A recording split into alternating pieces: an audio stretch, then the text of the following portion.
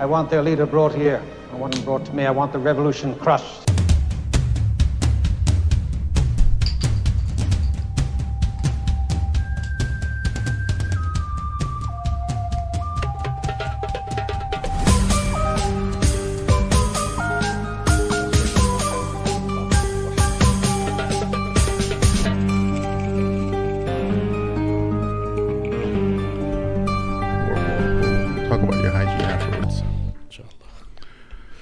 Assalamu alaikum and welcome to the Mad Mamluks. My name is Sim. Along with me are my co-hosts, Sheikh Amr. Assalamu alaikum wa rahmatullah. We have Shaz, who is filling in for Mort, who is on vacation already. Assalamu alaikum, everyone. He is fulfilling Shawwal nights. Obligations. Yeah. MashaAllah. MashaAllah.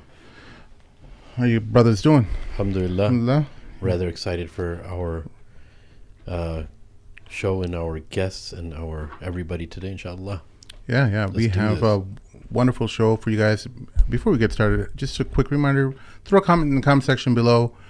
Like if you haven't done so already, subscribe if you haven't done so already, and make sure to like the show. We have Brother Hamza from Stanford University and Brother Muhammad from UCLA. Muhammad, say salam real quick just so that the screen changes to yours. Assalamu alaikum, everyone. Thanks for having me. Are you guys busy pitching tents at the campuses? Sheikh? Yeah, we were too busy, but talking all about that went to... Muslims are good at pitching tents. We are. Muslim men, yeah. We're from the desert, Sheikh. MashaAllah. He gave me this terrified look as if I'm making a dirty joke. No, bro. He knows you're not crazy. But the beautiful thing about today's episode is they're not just average college students, right? Yeah. What's the reason why we introduced them? One being from Stanford, one being from UCLA, right? So Muhammad, tell us what's up, and then we can talk to Hamza after that too. But what's going on? What's with why did he say you guys are pitching tents? What's happening? Yeah, so assalamu alaikum. First of all, let me just, thank you for having me on the show. It's an honor. And at UCLA, we set up our encampment last Thursday. So not this past Thursday, but the Thursday before. And it was Thursday at right before Fajr time. And no one knew about this, actually, unless you were on SJP board. And so I woke up Thursday morning. All I see is people's stories that, an encampment has been set up.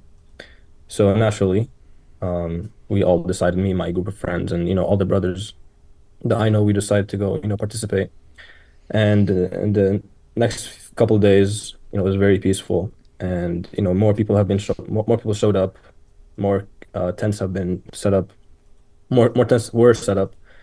And then, as we all know, then on Thursday morning, all of those tents and all the entire encampment was, it was cleared out by authorities at UCLA, by riot police, and the night before was even worse because we were attacked by a Zionist mob, and we can talk more about that.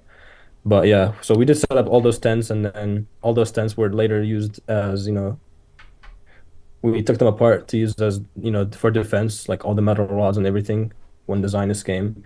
So, those tents were definitely used for a lot of different purposes. And then I like you guys already. No. Yeah, and then they were cleared out, unfortunately, by law enforcement Thursday morning. Well, so let's kind of go through a timeline, because the UCLA one was making the rounds more recently because of the attack by the Zionist protesters, right? So let's break it down by timeline. What somewhere during the middle of the week, you guys had your encampment and people were protesting away. It seems like you guys set up barricades as well. At what point did the Zionists, or were they always there? When did they start setting up a counter protest? So as you all may have known, UCLA and West LA in general is the capital for Zionism in the West Coast, maybe even the United States. So as soon as everything was set up, the Zionists were already there. We have a lot of Zionist students. We have a pretty Zionist center at UCLA called the Nazarian Center for Israeli Studies.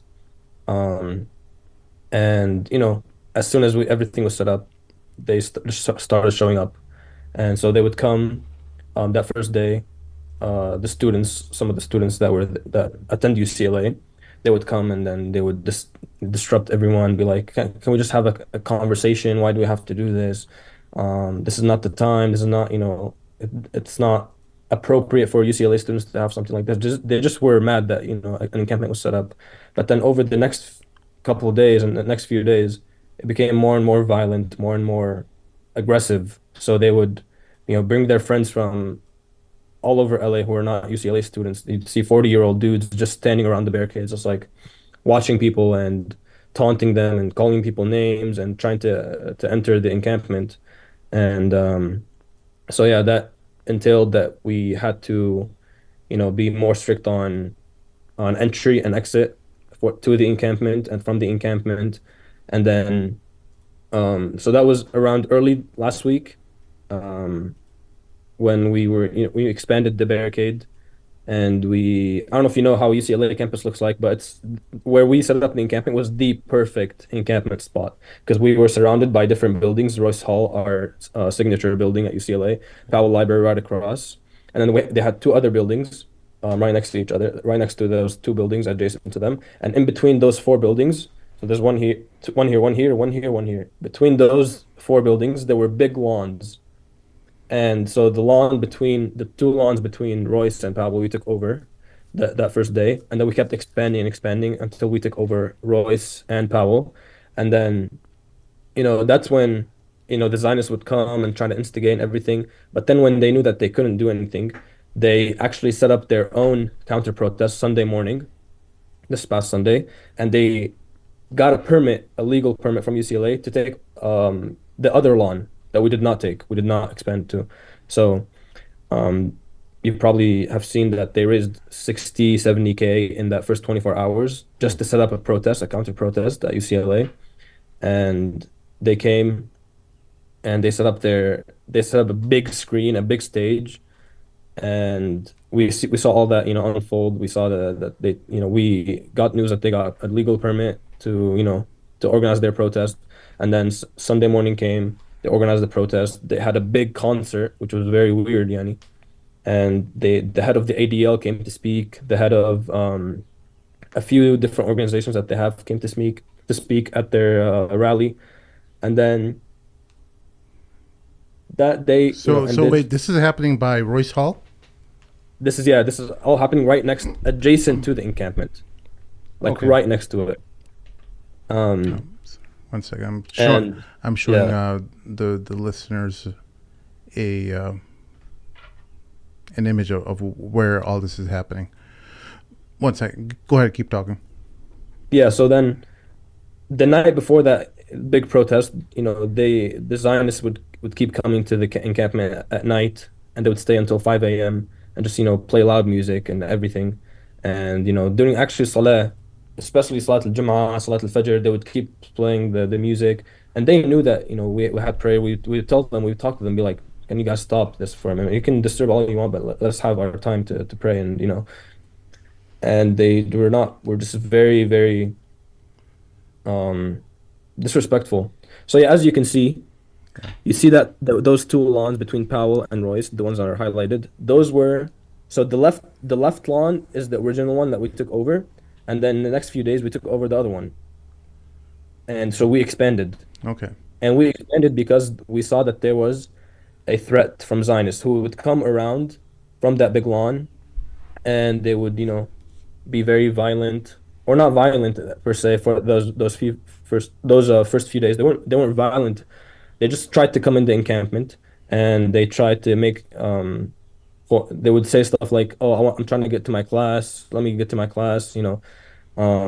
When their classes were not even there, and they could easily go around. So that's why we decided to expand to that other lawn that's highlighted to the right of it. We expanded to that one.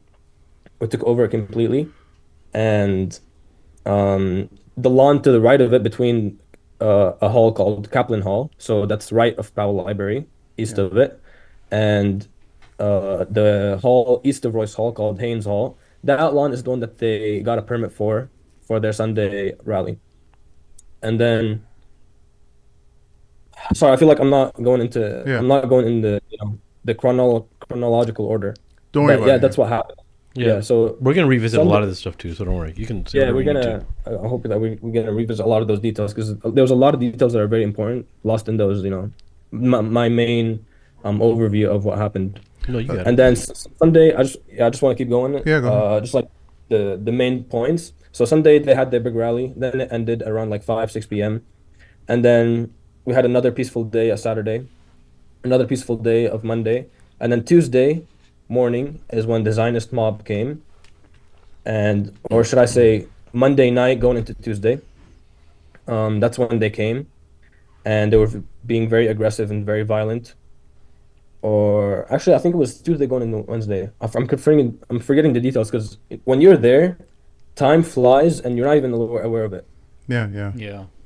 Like we were there like for days straight. I didn't personally sleep there because I had an apartment close by, so I didn't feel the need to sleep there.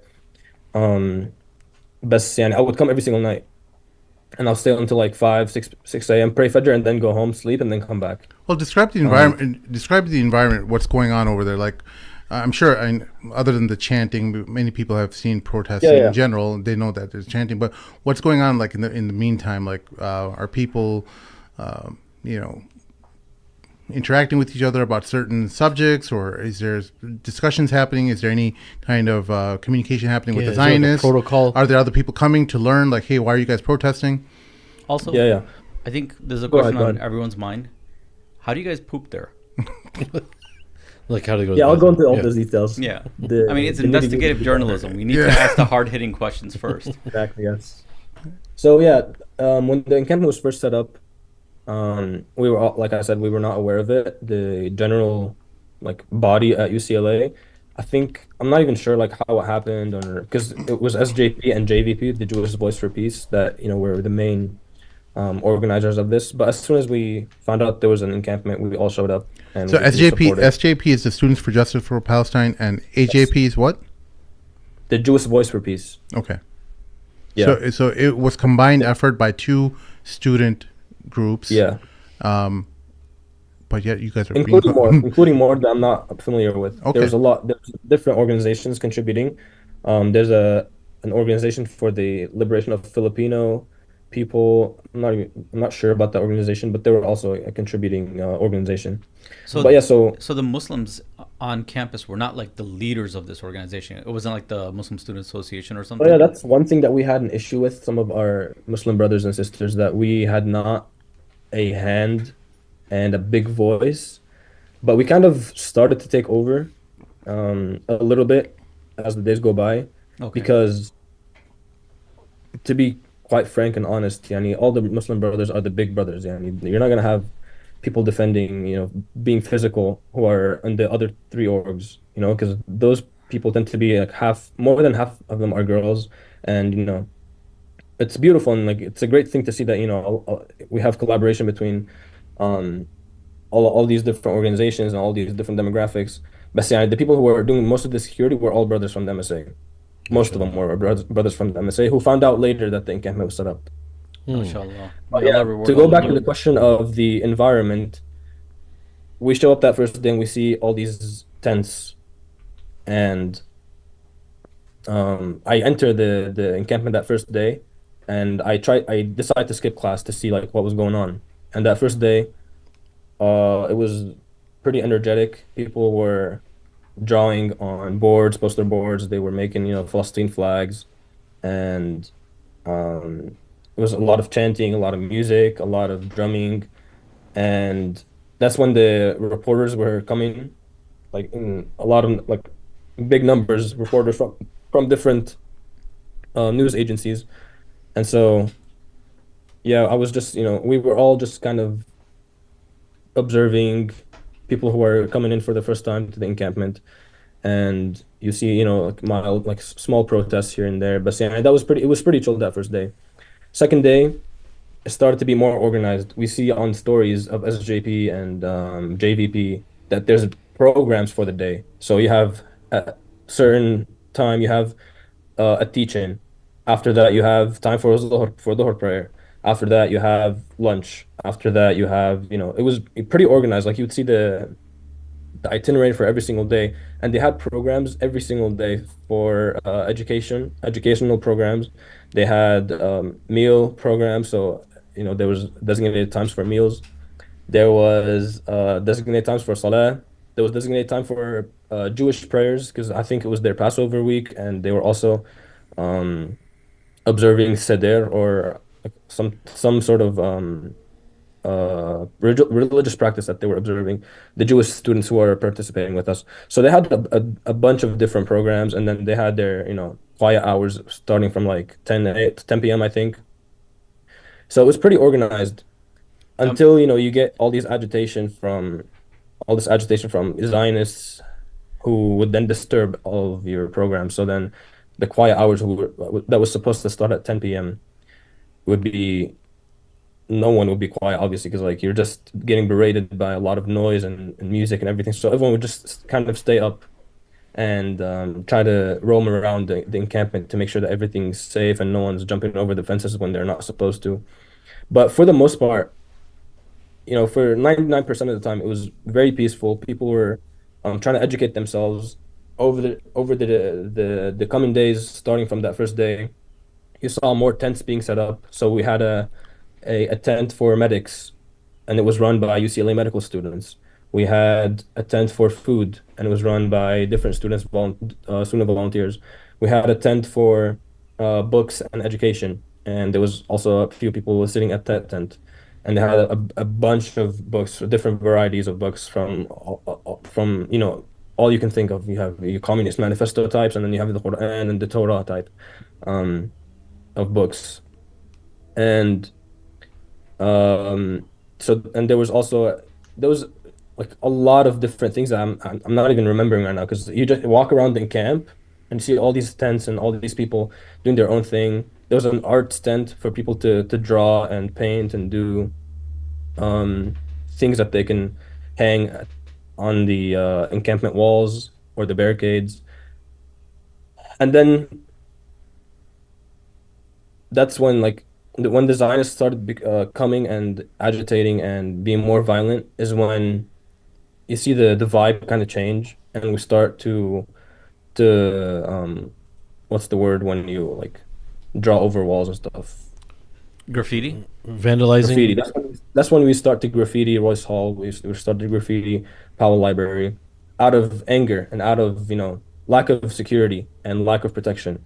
We name the Royce Hall Intifada Hall, and then we have free Gaza, free everything on the entire Royce Hall. I don't know if you've seen videos, but you can very easily look them up. But yeah, if you have any specific questions, can I'm Yeah. blinking.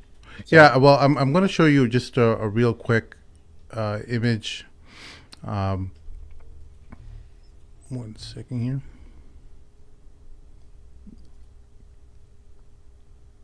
And how many people do you have there, or that you know of, that are actually? Yeah, just show this. I'm first. sorry. No, show this. First. So that would be the first thing.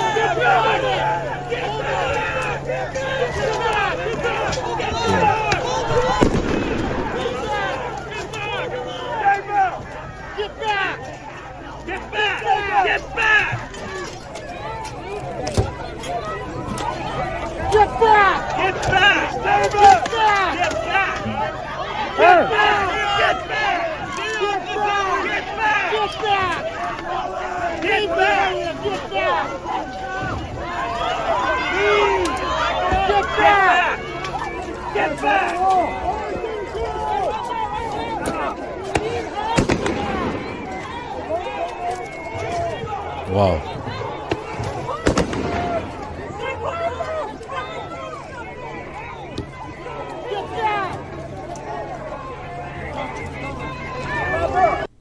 All right, so go ahead and explain what we saw there, Muhammad. So that was when the riot police was first starting to come into the encampment, and I was there right behind that person recording probably because I was in that general area. But as soon as the police started coming in, and making those arrests, I left. But I was there for that moment. Maybe I left a bit earlier, because I don't remember that specific person being put on the ground and arrested. But what happened was, if you can pull up the map again of the Royce Hall Mm-hmm. and Haynes Hall. So between the walkways or in the walkway between Royce Hall and Haynes Hall is where the police were kind of, grouped up, and they were also grouped up in Wait, the where's Haynes lawn. Hall? Because in So this. Haynes Hall is right east of Royce Hall. Okay. So it's east of Royce Hall, and then there's that lawn that the Zionists also had their protest on. So in that lawn is where the police grouped up and were there since like 3 p.m. on Wednesday, and they were just kind of standing there waiting for orders to come into the encampment. And then they also came through the walkway between Royce Hall and Haynes Hall. And it's difficult to describe, Yeah. but Royce Hall has these arches, right? In the entrance of it, along the entrance. So you have the main door, and then you have this like walkway, this kind of like corridor, and this corridor has like arches, and those arches we also barricaded to prevent entry. And so the police came through that walkway of between Haynes and Royce Hall to take down those barricades so that they can enter, and it will be easier for them because we barricaded the lawn between, or we barricaded the east part of the lawn of our lawn that we took over, the encampment took over. We barricaded it completely with like, metal and everything. Um, but the arches at Royce were barricaded with wood, which was very much easier to take down because it was, it's lighter. It's not as dangerous if it gets thrown at you. So they were trying to take it down from there to make this opening.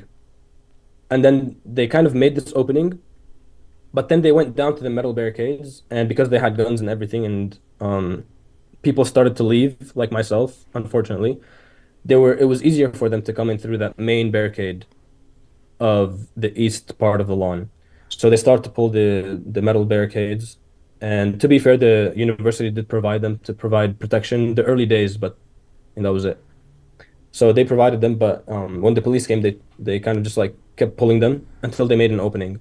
And then once they made an opening, more people started to gather in that part of the opening to form a human chain, a human wall to prevent the police from coming.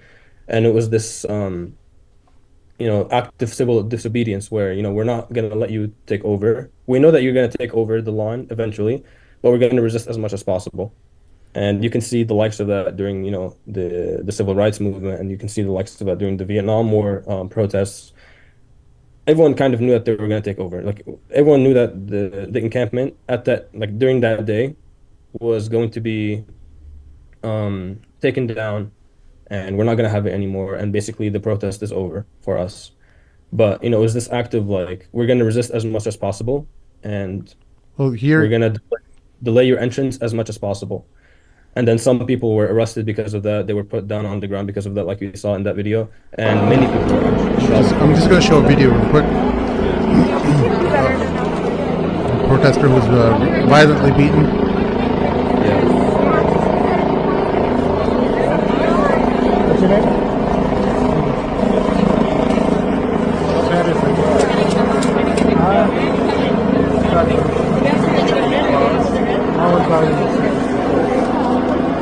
Now, are there any arrests that were made of these violent Zionist individuals who launched fireworks, who were tearing down the barricades? Do you know of anything that happened as a result to them?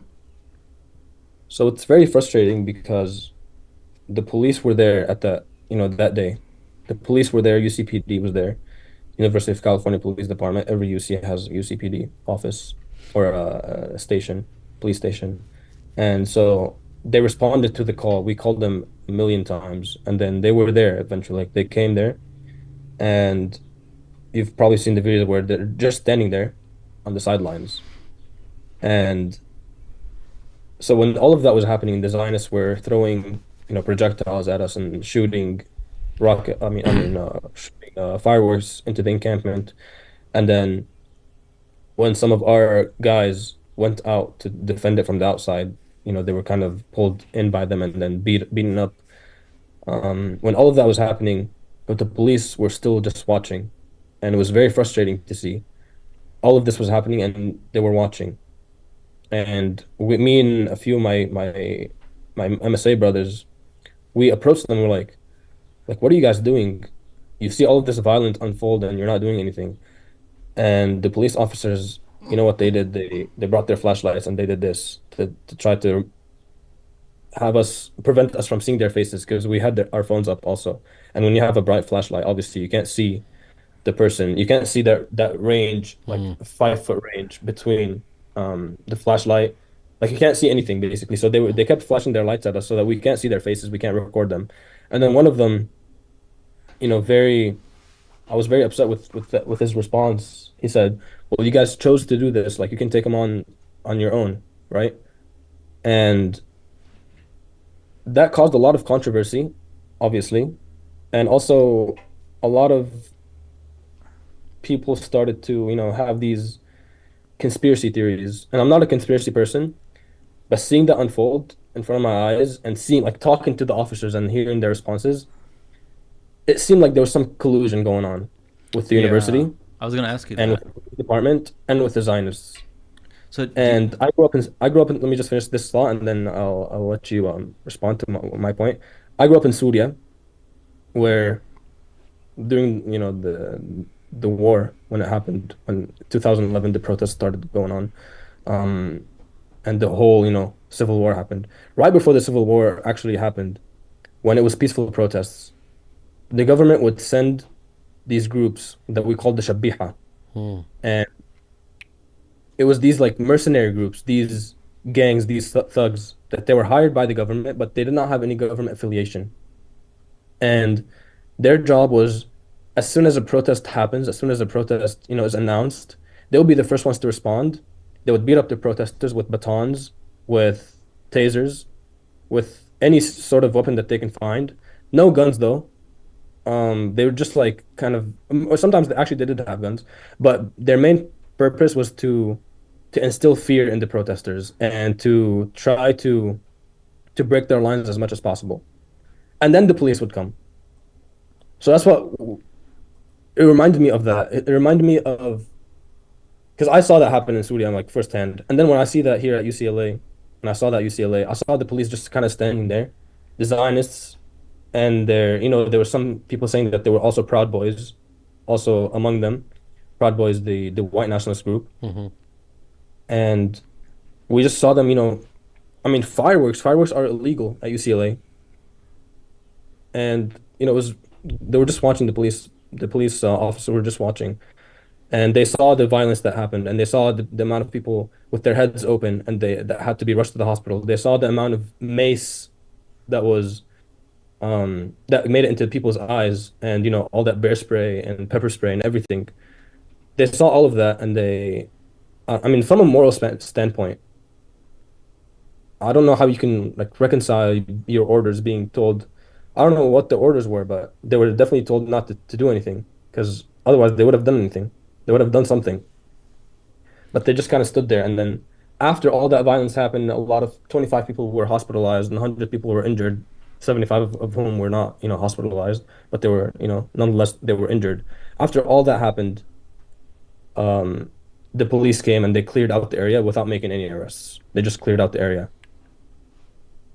And a few days later, or that next day, our chancellor, Jean Block, who is a big time Zionist, he released a statement saying, we are very saddened by what happened, a very, diplomatic statement.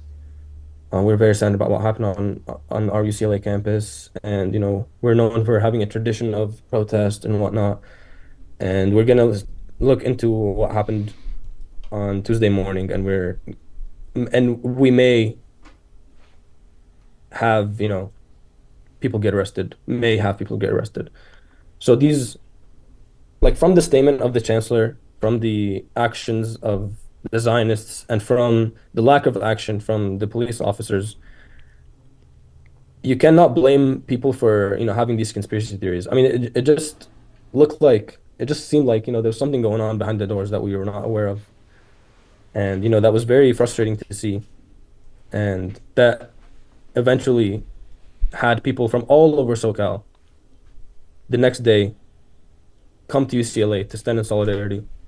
I saw people that were from San Diego that I've met like once in my life, and then they came the next day just to voice their support for us because of what they saw on Tuesday morning, Monday night, going to Tuesday morning.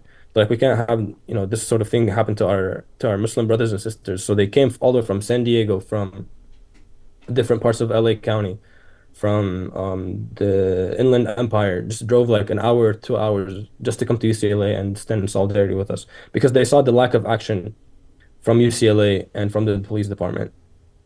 And we can talk more about the. So we have a question from the audience asking, were there any officers who opposed the orders? Like, or, I mean, someone must have had a conscience. Someone must have stepped up to help the students that were injured. Or was it just completely blank? Like not a single person, not a single officer stepped up? I'm very saddened to say that, not a single officer stepped up. There was not a single, like when you see videos of the police officers when they started to come into our encampment, they would shoot flashbangs into the sky to try to distract us and disperse us. Not even that was done at the Zionist side. They were just standing there, very, in a very safe environment. They were on the sidelines, not even like between us, not even separating. They were just on the sidelines of one of the staircases, watching. They had their weapons on their side, and the flashlight just flashing their lights at us to prevent us from seeing their faces. And they were just casually sitting there, like not even like it didn't even seem like they were concerned. I would look at their faces, and they had that pride in them. How police officers, they think that they're the heroes of the world, and they just had that pride. They were like, their face was up, their shoulders were up. They were just watching, flashing their flashlights at us. So yeah, unfortunately, there was not a single officer And that stepped so up that day. the protesters on the Palestinian side who were hurt, how did they get to the hospital? And then you had mentioned that like there's medic tents and Yeah, yeah, volunteer medics basically. yeah, So someone's hurt, they got their head bashed in, they're bleeding, they're in the middle or of the Palestinian encampment. There's protesters yeah, on the other side with pro-Israeli protesters that are trying to hurt them. So now, how does that person get out to the hospital? yeah, yeah. So looking at the map again, you see that Royce Hall and Powell Library, the building right across of it. There's a big staircase called Jan Steps, but they renamed it to Tongva Steps. And that staircase we also barricaded to prevent entry and exit. But there's another staircase to the side of Royce Hall, right next to Royce Hall actually, that takes you to this museum called Fowler Museum. And that staircase was our entry point for everyone that wanted to enter the encampment or exit. That was sort of our entry point. And so underneath, Fowler Museum is this big parking structure. So that's when the brothers would come, they would drive their cars to parking structure 4, park their cars there, go up the staircase into Royce Hall, into that entrance, and then they would be let in. So when all the injuries were happening, obviously they would go to the medic tent first. That was run by UCLA medical students. A lot of them are Muslim brothers and sisters. They would take care of them. But if the injury was too dangerous, like for example, we had a guy who needed to go to the hospital and had 14 stitches in his head. So what happened was, we would see that happen, and then we just have someone take care of them. We would have someone walk them to the parking structure downstairs, and then drive them to the hospital. And so there was still movement. Like we were not closed off from the world. Like Okay. maybe there was just like notion from the media that like we were somehow taking over. We occupied this part of campus, and we did not have any movement. I mean, we were letting people bring in food and bring supplies in. So there was definitely movement happening. It was just limited movement to the people that we trusted. And by the third day of the encampment, they set up this sort of voucher system where if you had someone inside that can vouch for you, we'll let you in. if you don't have a vouch, if you don't have anyone to vouch for you, even if you were the most, like advocate person for the Palestinian cause, if you didn't have someone to vouch for you and let you in, you're like you're not gonna get let in. And that was our sort of safety measure to make sure that the people that are let in are people that we know and that we trust. So when the injuries were happening, people that we know and we trust, a lot of them were security people, would take the injured person, deliver them to the hospital if there was a car, and a lot of times there were cars already there in parking structure for ready for something like this, and then they would bring people in. So that was our method of delivering people to the hospital, and the hospital is like right there. Also, it's like 5 minutes away. Mohammed, we're going to give Hamza an opportunity now to talk about his experiences at Stanford. Hamza, you still with us? Yes. I mean, the Stanford protest didn't get as much coverage as UCLA, obviously, but talk about what has transpired at Stanford thus far. Yeah, so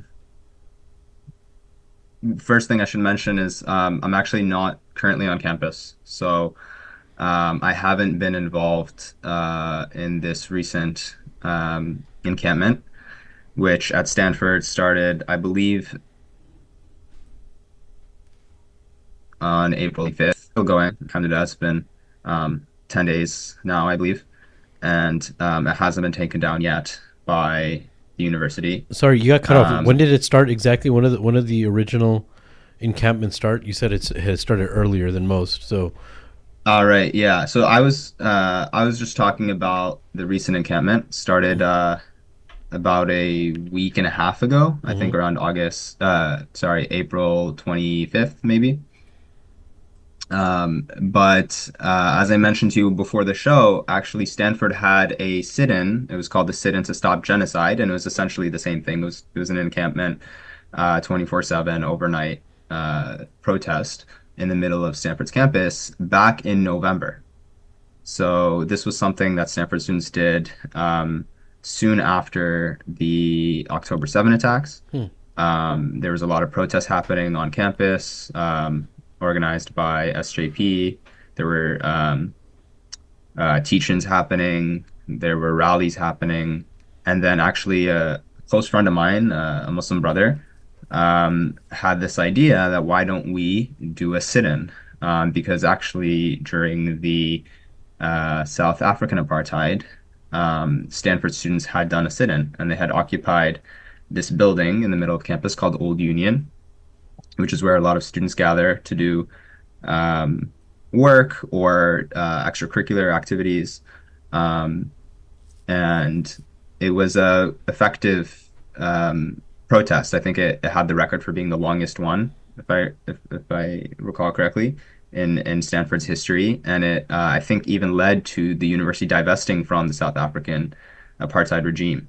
So my friend was like, let's do this for Palestine, and let's see if we can even break the record for the longest sit-in in Stanford's history. And sure enough, that's what happened. This went on through November, December, January, until February, I think end of February, when the university finally succeeded in shutting it down. They had attempted to a couple of times. I was involved with this sit-in. It was called the Sit-in to Stop Genocide. You can find articles about it online, either the Stanford Daily, which is the student newspaper, or some local news channels covered it as well. Was this organized by SJP, or was this more of a MSA thing?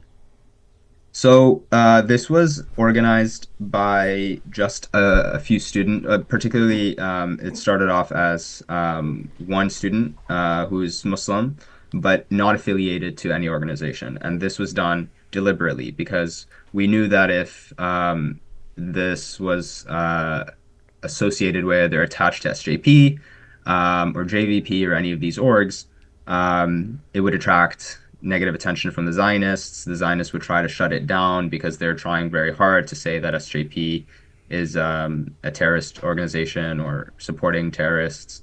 And we saw, over the last 6 months, crackdowns across the country, at Columbia and Florida and other places, literally banning SJP chapters. So this student at Stanford, and other students who joined him, made a good decision to not associate it with anyone. Not an MSA, not an SJP. It was just a grassroots movement of students. Now, naturally, a lot of these students had been involved with MSA events and SJP events and other events, but none of the organizations were sponsoring it officially. And it was really just community led. You had people, similar to all the encampments that have started up recently, people donating food, donating materials. We had set up multiple tents, and taken over the space. It wasn't super disruptive because it wasn't a huge encampment, but it was in the middle of campus. So we got a lot of attention. We got a lot of eyes and people coming through. It was sort of a busy part of campus where people would walk by or bike by and see us. And we were giving out information and pamphlets and having people sign a petition and all sorts of activities. There was similar to what Brother Muhammad described at the UCLA encampment, educational activities, art activities, phone banking, things like that. Now, this was eventually shut down in February, and it's a long story. There's a lot of stories I can tell you from those few months, and I was involved at that point. But last month, I actually moved off campus. So in this latest wave of encampments that seemed to start on the East Coast, mostly Ivy League schools, and then spread all over the country, I haven't been involved with these ones, but of course I'm still in contact with the community back at Stanford and seeing what they're doing. And this latest encampment has been bigger. So Stanford basically restarted, the students restarted a new encampment now. The first one was shut down in February. They started this new one last week. And it hasn't been taken down yet, but the university has threatened the students. It has started to basically put them through the disciplinary process to basically get them in trouble, like academically. I'm not sure exactly what the punishments they're threatening are. It might be even suspension, or they threatened that for students who are graduating this spring, this could jeopardize their graduation. But they haven't called police, thankfully.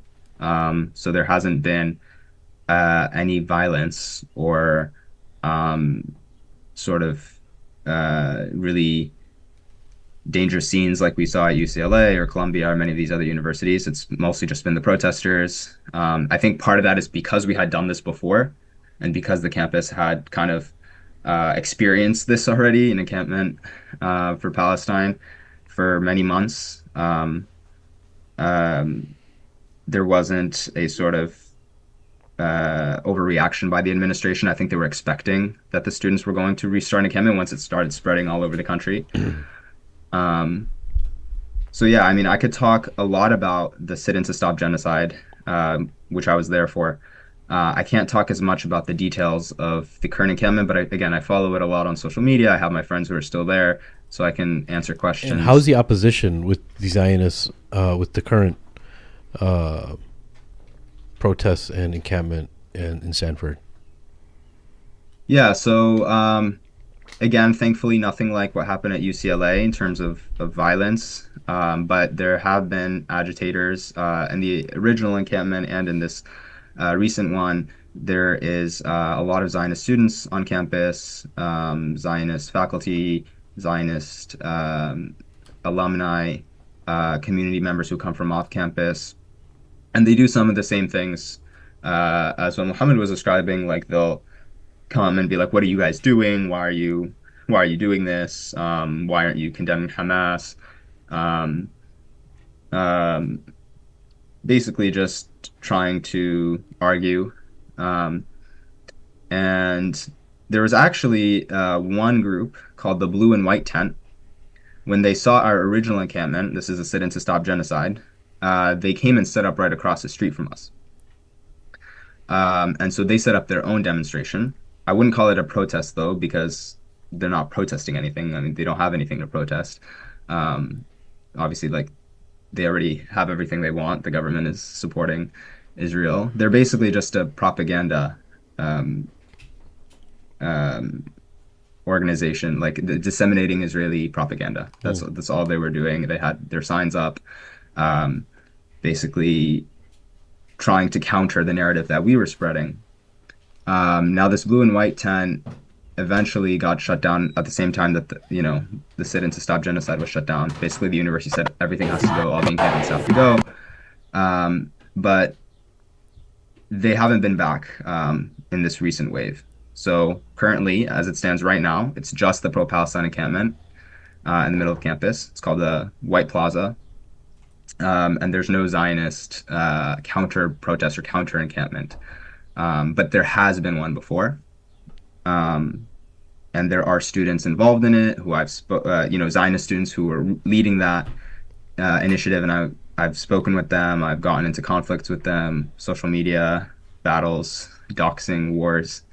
I was one of the people who very much engaged with them, even though generally the pro-Palestinian students had a non-engagement policy. You tried to avoid talking to the Zionist instigators. No, it's cool to set that up as a nice little motto and a protocol. One question I have for you, Hamza, this, I know you probably get this a lot, but we want to hear something very definitive from young people like you that are doing this type of work. What do you say to people that say, this is all good, activism's good, encampments are good, but you have to think about your future, and you have to think about your future family and your current family and your education, and you're gonna be doxxed, and in the future your work, your employment, even employing technology that they use in Israel and China as far as AI is concerned to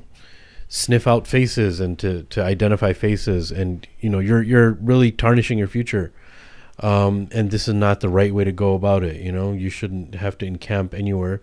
Just say something on a blog, make a vlog. You don't have to take up people's space and ruin your future and other people's futures. Where do you even start the conversation with when people say that? I mean, there's a lot to say. I think there's a lot of assumptions and fallacies with that kind of thinking. Of course, caution is important. Of course, we shouldn't take unnecessary risks.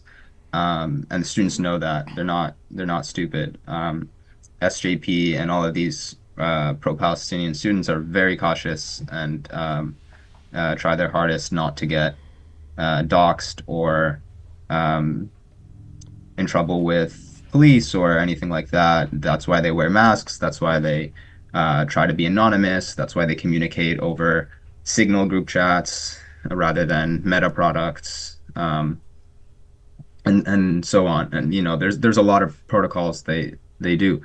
But to say that they shouldn't be doing any kind of encampments or disruptive protests at all, I mean, I would ask that person, what should we do then? Because no matter what you do, the Zionists are going to try to shut it down. That's what they do. They care a lot about what goes on college campuses, which is very obvious, right? I mean, even Netanyahu has spoken about these encampments. Biden has spoken about these encampments. Trump has spoken about these encampments. Clearly, it's on their minds. Clearly, we're basically occupying their minds in addition to the campuses, because that's why they're coming and trying to disrupt, and that's why they had this mob attack, the UCLA one. If they didn't care, if we weren't actually doing anything productive or to further our cause, then they wouldn't bother with us. But they know that we're shifting the narrative. They know that Gen Z is overwhelmingly now supporting pro-Palestinians. They know that the narrative on Israel's changing. Israel's become a pariah state.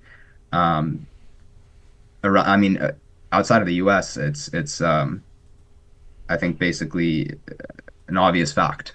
In the U.S., there's still some people who support Israel because of how pro-Israel our media is and how much misinformation they spew. I mean, I was looking just at how they cover the UCLA uh, mob, Zionist mob attack. It was incredible. I mean, they just completely ignored the details. Nothing of what Muhammad has told us today was mentioned in their articles. They said they just say that there was some, they use vague terms. There was some violence. There was some counter protests by who knows who, we don't know who they are.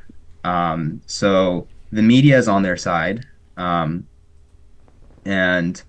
Well, the legacy media is, but social media, I think, is right, far, exactly. far more just. Right. The corporate media, the CNNs and MSNBCs and CBSs of the world are very much backing the Zionists right now. And that's why in the US we have some confusion, why there's still not maybe consensus on the fact that what Israel's doing right now is a genocide. And so we are a threat to that. The students are a threat to that. And the student movement has been, in my opinion, incredibly impactful. So I don't know, to the person who's afraid of our futures, I would say, yes, we need to be careful, but you also have to be sure that there is a risk. I mean, like sometimes people just talk out of fear, out of anxiety, like, oh, don't do this, you're going to get doxxed, you're going to get. I mean, I've been very outspoken. I've had my name everywhere. I don't wear masks at these things. I've already been doxxed on national media, The Atlantic, and I've been on Canary Mission. I have Canary Mission on my LinkedIn as an award. Like, it hasn't affected me at all. They've tried to get me, Zionists have tried to get me fired from my TA-ship, trying to claim that I was somehow making Jewish students feel uncomfortable because of my activism outside of the classroom. And the university completely, ignored them. They're like, what he's saying is completely protected speech. In fact, I got an offer letter for the same position the next quarter. So I'm not saying there aren't serious risks. There definitely are, and there have been people who've lost job offers and people who've, been fired and so on. But I think, especially the Muslim community, we get a little bit too nervous and too much in our heads, and we start to say, anything you do, the FBI is always listening. Hide your phone. You can't say that. Like, it's not at that level. There is some things you can do and say and not get in trouble. But there's something else. Yeah, sorry, go ahead. So the one thing I just want to break this down really quickly is, number one, you're saying that you should still have to be careful. I agree with you. But if you look at this idea in the first place, what do you have to be careful about? Like, why should someone have to be careful about a genocide that's happening? And it happens to be college students that pay lots of money to these institutions that are investing in Israel, investing in, like, even just think about what happened in Boeing, right? The two gentlemen who within the span of a month, who talked about Boeing, and one of the teachers who was on this campus of Columbia also was talking about Boeing and how Boeing funds Israel, obviously, and like the planes of Israel. Like, these two guys just ended up missing and ended up being killed, right? Yeah. The second one killed in the past month. So if these college students, number one, are talking about genocide, and if you're looking at it from a secular level, forget about religious level, is the wealth of these individuals in this country of the United States, and especially college students, are concerned that their wealth is going to kill individuals and children and women, why is there even a fact that you even have to be careful about saying anything? Which means that there's other games being played, that there's other forces involved. And we obviously know what that is, and we can unwrap that in detail soon. The second thing is that the students that are protesting on campus, just this morning, I was reading reports and I was watching reports, where people in masks came into the encampment, started throwing skunk, like the scent of skunk, like the stench of skunk on people, and bear spray, pepper spray, fireworks, depriving people of sleep at night. Same thing that they do in Israel, or in Palestine. And the security was watching. They made it a protocol in UCLA, and Muhammad, you can talk about this if you like, but what ended up happening was they were just not responding and not fighting back, actually, because that was one of their protocols. Don't do anything back. And they're waiting for the security to jump in and do something, at least forming a barrier, and they didn't, right? So this actually doesn't have anything to do with conspiracy theory. This is something that when the maestro in this situation, which is Netanyahu, mentioned college campuses are getting out of control, this is actually hitting them very hard. And the people know this in the United States, the general people, the politicians know this, the Israelis know this. And what ended up happening now is the shift of what I've seen, what I'm seeing is what was happening in Israel and Palestine is now happening in college campuses. There's two sides. One is pro-Palestinian, and you have many people. There's many tiers amongst those people. There's some people that are just, hey, divest. I'm not Muslim. I don't care about Hamas. I don't care about I just want my money to be killing babies anymore. Yeah. Right? And they're not really concerned on a religious level, which is fine, right? They have a right. It's their wealth. But what ends up happening now is you have all these people together in a cause, and they're referring to it as pro-Hamas, and I don't think anybody was chanting Hamas there. And now they have, and this is how we know, and this is the last thing I'll say, how it's really, really hurting, is this morning I saw that this panel that Fox 32 had of a whole bunch of Jewish students, I think there were like 10 of them, and all of them to voice to see what's happening, how they feel, and how they're feeling unsafe now on college campuses. And they were all Jews. There was no Palestinians, no Muslims, no one from the other side, no Christian for that matter, if you want to say. And just focusing heavy propaganda, again, of what happened in Israel and Palestine. They're bringing that home here. That's why I'm very proud of these college students, is what they did was they brought a microcosm of what's happening in Palestine and Israel to these college campuses, and we see that same system being formed again. Honest people are able to see it. Honest people who are operate from a paradigm of truth, like, hey, or just objectivity, are seeing that, hey, they're not pro Hamas. Like, when did nobody's pro Hamas there. Who said they're pro Hamas? They just don't want to kill babies, bro. That's all it is. Dude, forget all that. There are Jewish people that are in the pro-Palestine camp. How can you call them exactly anti-Semitic? I went to a couple of these protests, and it brought me to tears, because you guys remember after like 9/11, like Muslims were scared to pray. Muslims were like, if you these guys are young, they don't remember. Oh yeah, they might not have been there, but I mean, 9/11 changed a lot of things. Muslims were not praying; they were shaving their beards, they were taking off hijabs and topis, and now within like 2 decades, it's completely flipped.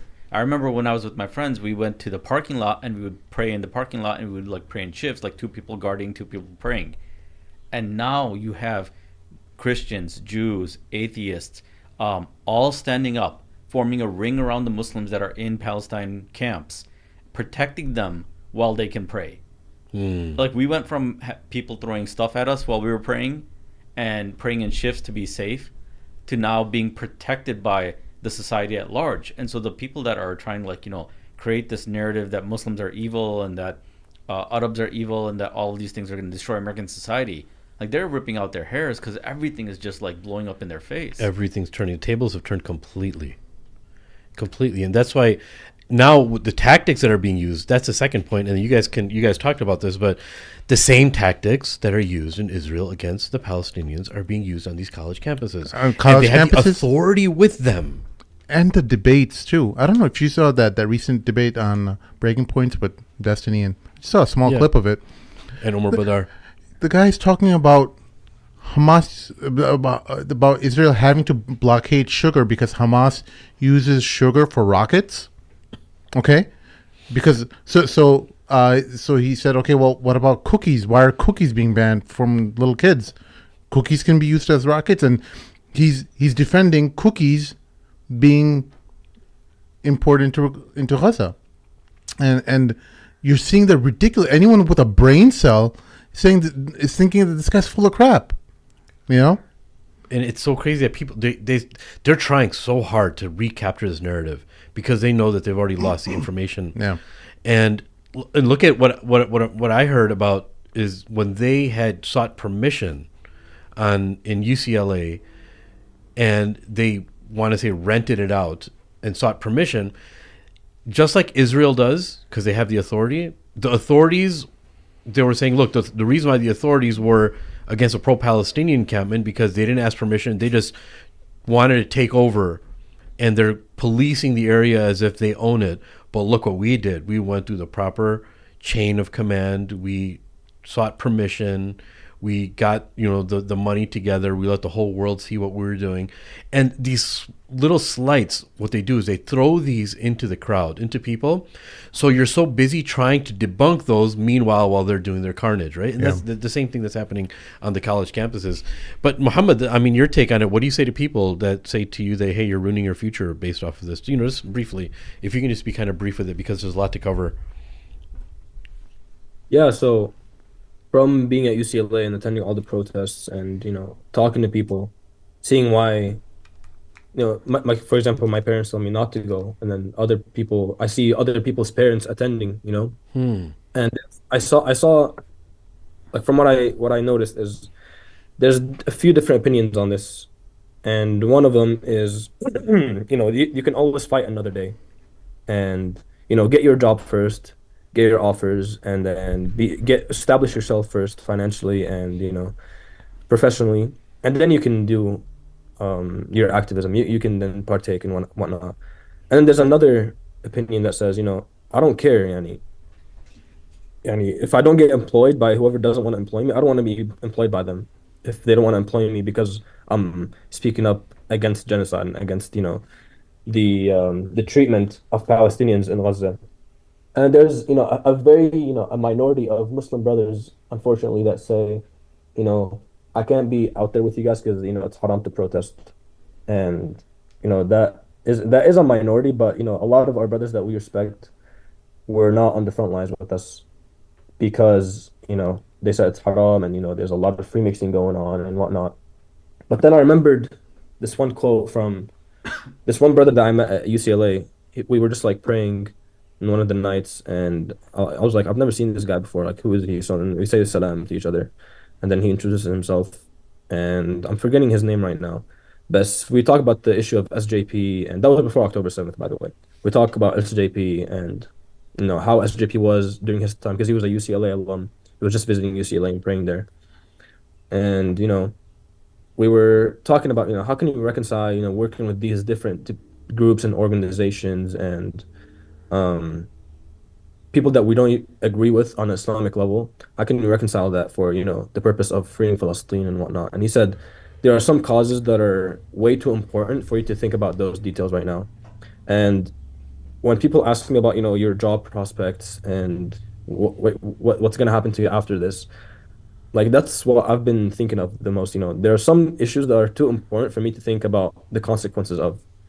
And yes, sir. Aslan, in that question, there's there's this implication that these protests are not going to do anything. Yani, you would not be asking me that question unless you're implying that there's nothing that's gonna come out of it, right? And that implication is, although there is some truth to it, because as we saw in UCLA, the encampment was just they stopped the encampment just like overnight. However, you do see instances where Brown has divested, and UCR, University of California, Riverside, they divested. Pomona College also divested. So, to ask that question is to say, you can find another day, but we are seeing results happening at during, like, right now, as we're speaking, we are seeing results happening. And so this notion of, like, you can't protest or you should wait another day to protest, I disagree with completely because, like I said, there are instances where this wave, this sort of trend, some people say it's a trend, and trend doesn't always have to have a bad meaning. Just because it's a trend doesn't mean it's a bad, like this trend of all these college campuses, catching on fire and forming their encampments and whatnot. If you had to have 100 campuses catch on fire and form their encampment, just 10 of them to divest, I'm happy with that. Also, I'm completely fine with it. no, I mean, people who say Even things just like for that- one of them to divest. Yeah. Yeah. Also, people who say things like that, I think they're either willfully ignorant or just don't understand how things Yeah, and I also work. want to add another point that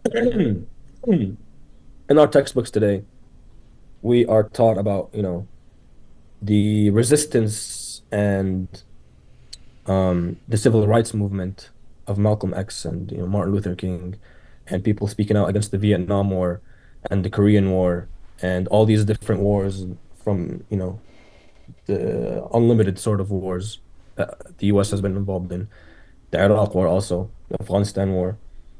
I mean, in 50 years, we're going to be talking about these instances as, heroic moments in our time at UCLA, like at UCLA and the United States. The same way that we were taught that the resistance and the struggle, the Black liberation struggle, is this heroic cause that brought about the liberation of Black people in America from Jim Crow laws and discrimination. At the time, it was very unpopular also, and you have to keep in mind that every single struggle at the time, it's going to be unpopular because there is a certain status quo, especially within administrations. Hmm. Because administrations also at the time of Malcolm X and Martin Luther King and all these different civil rights organizers and different movements, they were very against them. I mean, Malcolm X and Martin Luther King were both assassinated, you know, but today we see them as these heroes of American history. Martyrs, yeah. And that's what we believe is going to happen also with these Gaza protests. That these people who are getting arrested, who had their heads open, or all over the news, these people are going to be heroes in about 50 years.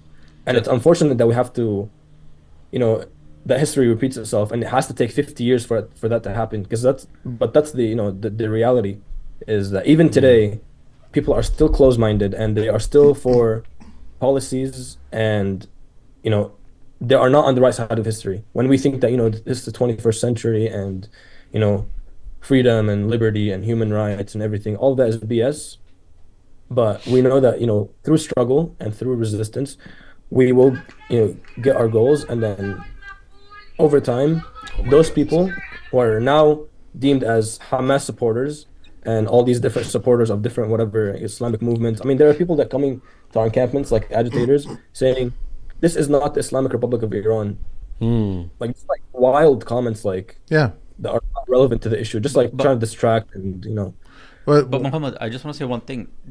I want to give you hope for one thing. You don't have to wait 50 years, because there's already, I don't know how to say it, but the chokehold that legacy media had over people has been broken. So I don't think you're gonna have to wait 50 years. Social media has made it very clear what happened on UCLA. So everyone has a phone. Everyone like that. There was a picture of this guy who had his head injured by a rubber bullet, and like they were taking pictures of the back of his head. You could see the wound openly, and it was like 4 or 5 inches wide. And then there was a picture of him all bandaged up. That guy is immortalized now in the internet.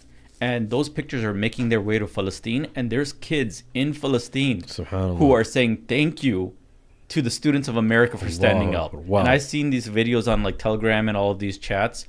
There was a picture of the girl in Texas, right? Like the skinny little girl, and she's being manhandled by these 2 cops, and she's like got tears flowing down. And then they have like a AI art, and they turned her into the Statue of Liberty. Wow, So she's already been immortalized in the internet. Yeah. And It's a different world. just because they don't divest doesn't mean we've lost.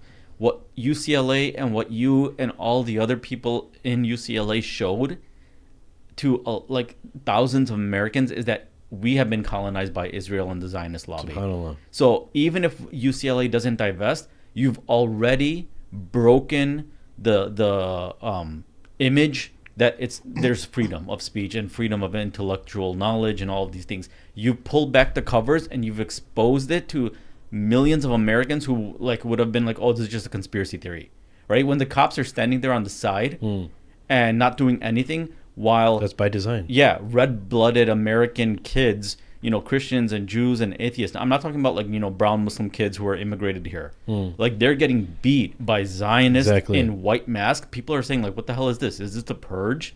yeah. So you've exposed all of that. You Yeah. and I'm sorry, Muhammad or Hamza, you and all of you are brothers who are on campuses protesting. may Allah reward you. And I Ameen. hope that on the day of judgment, I can be raised up with people like Ameen. you. Yeah, and I you mean, I mean. made an amazing point, Shaz. Think about it. The First Amendment is being changed on behalf of Zionism. Can you imagine that? Now, there's so many people who are so upset about this. Like, you're actually limiting the First Amendment. The House of Representatives, for those who don't know, passed a bill making or penalizing people who have anti-Semitic views, which they frame as anything that is against the state of Israel, effectively. So people are seeing their government is completely bought out by the Zionist entity. This would never have been exposed if it wasn't for Gaza, if it wasn't for students such as yourself who are showing to the world, like, hey, look at the duplicitous hypocrisy that's happening. Everyone else is subject to any kind of criticism or any kind of debate except Zionism. Now exactly. All of a sudden there's limitations to freedom of speech. That is one hell of a chokehold that the Zionists and the Israelis have on your government. Yes. Your government no longer has autonomy. It's taking orders from a foreign government. And that's mind-blowing. Dude, it's so mind-blowing. And I think the point is this, that you talked about divesting. Let's say that divesting never happens, right? Is that, number one, is that the only benefit that this movement has brought? Even with the encampments, No. especially, that's not. So we may want something, and that's true. We want goals. We have lofty goals, and Allah wants us to have lofty goals.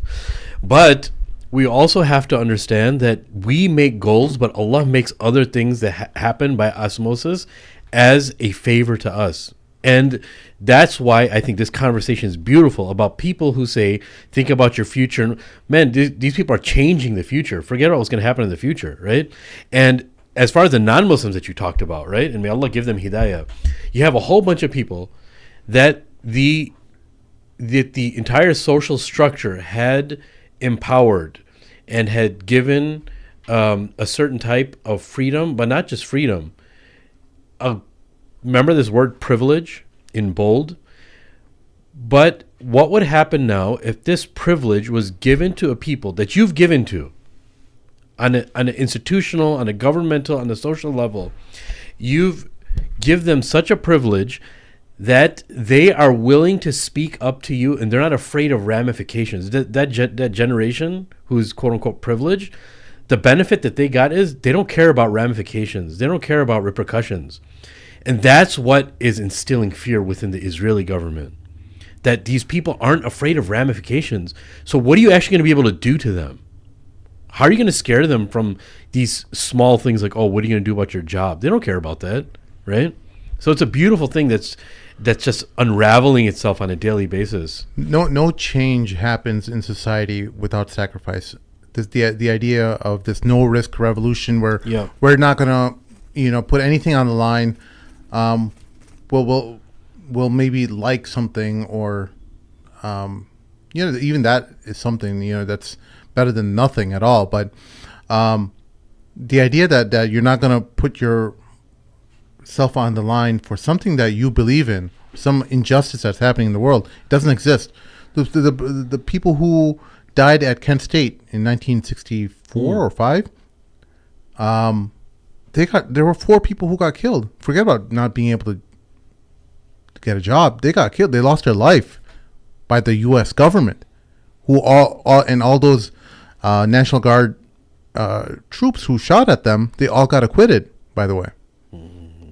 There was no justice for them, right?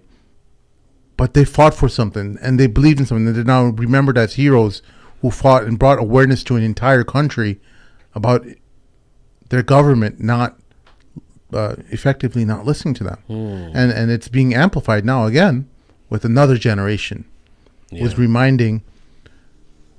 serving as a reminder to the entire country that, hey, look, you believe in a set of values that your government is not representing anymore. And these students who are standing up in this country, they're serving as a reminder to all the other students in all across the world because Sydney, all these different Paris. universities, Paris, in the UK, Yeah. but Sydney especially has been. They were straightforward on Al Jazeera. We saw Americans do this. We started doing this, and a lot of these kids are like diplomats, parents, children, and a lot of these people end up being politicians. And if they're the future, and they're future politicians, and their sway is becoming anti-Zionism, that is very troubling for Israel.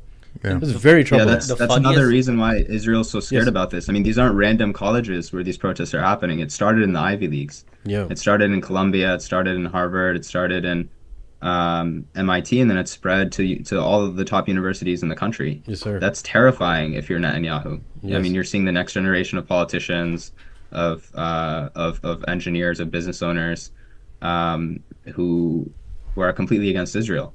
And I think to Sim's point, studying history helps motivate people. Like I see a lot of the protesters, both Muslim and non-Muslim, they look at historical examples that keeps them going. But even if you don't know the history, if you're a Muslim, just knowing what our religion teaches, it should be enough. I mean, I can forgive a non-Muslim for being short-sighted and thinking, this isn't gonna do anything. What's the point? But Islam doesn't teach us that fatalistic attitude. Even if what we do has zero effect materially, or in our lifetimes, we're still supposed to do it just for the sake of Allah and because it's the right thing to do. I mean, If it was just for the children in Gaza who are saying thank you to the American students, if that was all we got from this, that's more than enough. Allahu Akbar. Even if there's no divestment, no nothing, no response from universities. Yeah, But Allah. we're not seeing that. We're seeing way more than that. We're seeing the narrative change. We're seeing some schools start to divest. I mean, if genocide is not the red line where we start to take smart, calculated risks, then I don't know what the line is. Like, And Hamza, what a bizarre world. Like, what's your take on this? What do you feel? Understanding what's happening with these encampments and the whole genocide, obviously. But when you see that MBS is legislating and causing rumblings, not just in his country but in the Middle East, that if you criticize Israel, you're going to be jailed online. yeah, I saw that report recently, I think from Bloomberg. And then I also saw some brothers saying that this was fake news and it's not true. I don't know. There's Obviously, multiple agencies that reported it. Yeah. yeah, well, Yeah. it's up for dispute. But what is indisputable is that they did ban the kafiyah. Yeah. People who Right. led Hajj groups and Umrah groups were instructed to tell their congregants who were coming with them that you can't bring the Palestinian kafiyah with them. And no So- loud du'as So against Israel. whether or not that report is true or not, we know there was a concerted effort that you can't talk about Palestine. definitely. Yeah. Maybe you can make dua, and I know there's some relaxation that's happened because I've talked to people who are in Saudi Arabia. There's some relaxation that's happened regarding that since then. But what we know now is there was, or there is still, an undercurrent of wanting to make relations work with Israel, right? And that's Of course, yeah, indisputable. and- yeah. Yeah, definitely. Whether it's Saudi, UAE, Egypt, or other countries, even some of the countries that have been on the right side of this conflict with Israel are not perfect in all ways. But regardless of the government, we know that the government doesn't represent the people in most of the Muslim world, if not all of it. And we're not expecting them. We're not waiting for them to fix this problem. I love that attitude, brother. Yes, sir. Obviously, we pray for their guidance. If solution happens soon, it'll probably require some political power, some military force, because Israel's not just gonna stop their occupation unless they're forced to. But again, we can just do what's in our power. Allah owns the outcome. We make an effort. And the effort, if everyone's making a small effort, there's going to be, we have the numbers advantage. We have billions of Muslims, billions of non-Muslims who support Palestine. So honestly, it's hard to actually, if you're doing a rational cost-benefit analysis, in my opinion, it's hard to argue that we don't have any power and that we're actually going to somehow our efforts are not going to pay off. I just don't see the argument for that. Yeah, I mean, you have to be really pessimistic. Also, like, it's a step-by-step process. Like, politics is a long game. And, Sami Hamdi was talking about this. His grandfather was a mujahid that fought the Algerian occupation by France. And then his father helped set up the government. And then now he's, like, part of the community. And, like, so on and so on. So, like, our generation, we had to push back against all the corrupt policies from 9/11.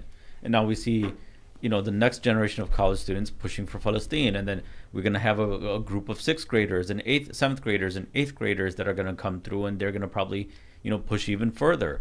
So bit by bit we'll get there. We just got to keep taking steps, baby steps, one by one, keep moving forward. And consistency. Yes, so when people come in and say, like, oh, what's going to happen about your graduation, or what's going to happen about this, or you shouldn't do it, you just had a kid, you have kids, you have a wife, you have a mortgage, man, do what you can and keep pushing forward. Just don't sit there watching TV on your butt all day. Keep pushing forward in every way, any way that you can. Yes, and the idea of being penalized or doxxed, and there are some people who did lose their job, but there's millions of people who are supporting Palestine.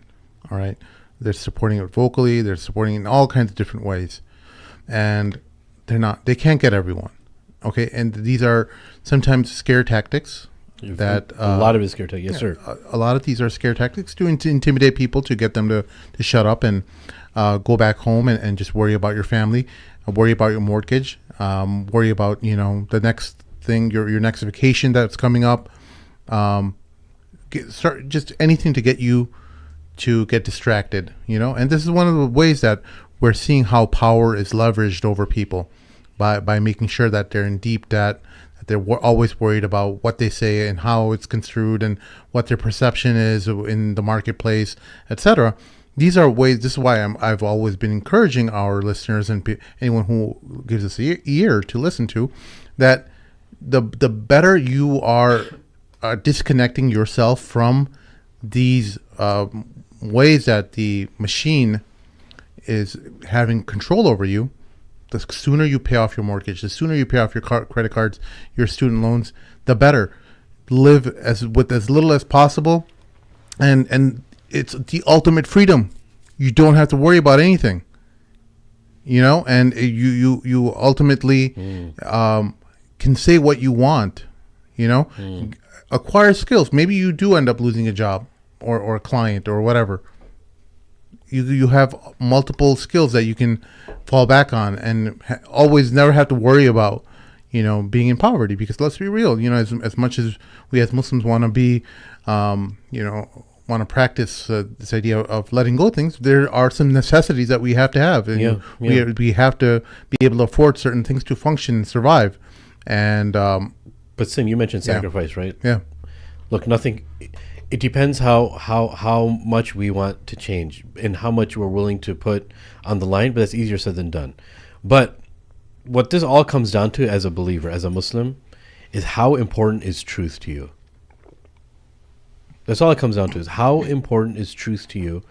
And if the whole world is standing against you, all 8 billion people, and they are spewing an utter lie, don't talk about lies, one complete lie, and you don't believe it, what are you, like, how important is the truth to you? Yeah. And to some people, look, some people may not have the luxury, or I should say some people don't have the opportunities to make a sacrifice, right? But somebody's going to do it, regardless. And which side are you going to be? Are you going to be on the side that's, sat around, or are you going to be on the side that, I need to sacrifice? And look, even if you want to go to the furthest level, some people actually have to sacrifice, and they know that they're going to be in poverty for the rest of their life for the sacrifice that they made, right? And their ajr is with Allah, right? And we can't take that out of the equation either, And I think that's, everyone says it, everybody thinks it, but we have to really believe it, and we have to really, embody that. And I think for different people, the sacrifice is going to be different, right? Like, we're not saying everybody has to go and go without a mask to every single Exactly. protest Yes, sir. and put their name out there. Yep. Different people, like for example, international students at Stanford and other universities, they have to be really careful because they have visa concerns and they could actually get deported, they could be sent back, and for them, actually, the risk is outweighs the small benefit they might get if they were super out there, and they can help in other ways. They can help from behind the scenes. So it's not that they're not doing anything, they're just finding a different way to Yeah. contribute. But then you have like American citizens like myself, alhamdulillah, we don't have to worry about that. So we should use the privilege that we have, and do those things that our other brothers and sisters can't do. So everyone's gonna take a different risk depending Yep. on where they are. Everyone and can fit in depending on somewhere. yeah, like if you're in the medical world, the dynamics are a little bit different than if you're like in tech. Like I'm in tech, so I feel like I have a little bit more flexibility. Even if Zionists don't hire me, I'm sure I can find, some Muslim or do my own startup. Like we'll figure something out, right? And for some people, it really is like a small price to pay, and we're speaking from places of privilege. We're like, oh my God, we're acting like we're gonna become impoverished or something. Like, okay, yeah, you're not gonna get that six-figure salary from Google. Instead, you're gonna work at a startup. Like, And oh be my God, happy. it's terrible. And be happy. Yeah, Exactly. So, well, so, be so we need to content. be realistic with what is the actual risk. For different people, it's not that high.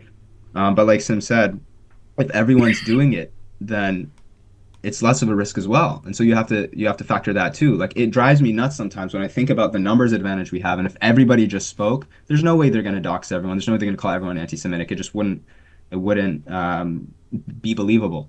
Yeah. But because it's only a few people, they're able to just crack down on those few people. yeah. Well, there's a lot of people. What they're trying to do is make an example out of a few. So that they shoot a few people, just like how they did in Kent State, to scare off the Vietnam protests, to give people enough sense of a fear that, hey, something can happen, even though by in part the vast majority of Americans were against the war. They wanted to show that there's penalties for what you believe in and get enough people to be scared and shut up. And this is something that's being exposed in a so-called democracy, that we are all told to believe that, hey, we all have the right to assemble. We have the right to freedom of speech. No, you don't. Gaza's blown the cover off of that. Yeah, it depends what you talk about. If you talk about what is okay with the establishment, then you can speak, you can gather. If it's something that Which defeats the whole Yep. purpose of Yep. freedom Yeah, well, of speech, right? Chomsky's talked about this quite a bit. Noam Chomsky talked about they create these parameters of what is acceptable speech and have a really lively debate within what's acceptable, and makes you think that, oh, I'm talking about something that, I have this autonomy and I have this freedom of speech and I can say whatever I want. But in reality, they've set up the goalposts already for you. You can only talk within these boundaries, and then Brilliant. and then That's brilliant, dude. and have a really lively debate. You'll have, Because you get that feeling. Yeah, This you'll is have within that those goalposts. that Joe Rogan and Tucker Carlson. You know how badly Tucker Carlson wants to say stuff about Israel, but he can't. He's going to lose viewers and listeners, and there's a goalpost that everyone's seeing it. Yeah, when I talk to some of these Zionists, I'm like, what are you talking about free speech? Like, if I was in Morocco right now, I could be way more vocal about being anti-Israel, maybe not on the governmental level, but like just in terms of the population or whatever. Everyone agrees with me, so I can say whatever I want. Nobody will attack me. It's about the issue. There's no fundamental difference, as much as America loves to think there is, or liberal democracies like to think that they have more freedoms. It's not true. It's like you said, it's just freedom within their limits. Within a Muslim society, you're also going to have lots of freedom within the Islamic limits. There's always going to be red lines. Yeah. Who defines those red lines depends on who has the power. Exactly. If I can hop in on this particular point. Yesterday there was a town hall by it was our chancellor basically having a town hall, and he was talking about the permissibility of the encampment, and UCLA is known for having a long tradition of protest. However, those previous protests were legal and they were lawful, and the reason why we had to shut down the encampment is because you guys didn't have a permit, didn't have any permits, didn't have, you were blocking some entrances, blocking people from um, going to classes, which is, by the way, false. There was definitely different ways to go to class. They can go around. But the point that he was trying to make is, like you guys were saying, you can peacefully protest under our sort of conditions. You can do whatever you want, but have it. You have to have a permit. You have to have this. You have to have that. Then that, like Brother Hamza said, that defeats the purpose of freedom of speech, and it also defeats the purpose of protest. What is a protest that does not cause disruption in society? I Hmm. mean, if you want to talk about protest, the biggest protest, the most known protest, are ones that, they did block bridges and they did block all these freeways and they blocked people from going to work and whatnot. Why? Because at the end, our money that is UCLA student money is being used to fund genocide and is being invested in all of these different corporations. What we were trying to say is, if you are the Zionist, like when the Zionists would come to talk to us and be like, "Oh, let's have a conversation, have do it peacefully and this and that," we were like, "Okay, but we have a point. Like we are doing all of this. Let's say there is some sort of cost to it. At the end, it's a net benefit. Why? Because we're gonna decrease the amount of money that goes from your dollars to invest in something that we like the vast majority of the student body does not agree with. Like if the money that goes to Israel and that goes into the investment of all that is eliminated, your tuition will be going down. So it's a net benefit for you also. It's not just for us.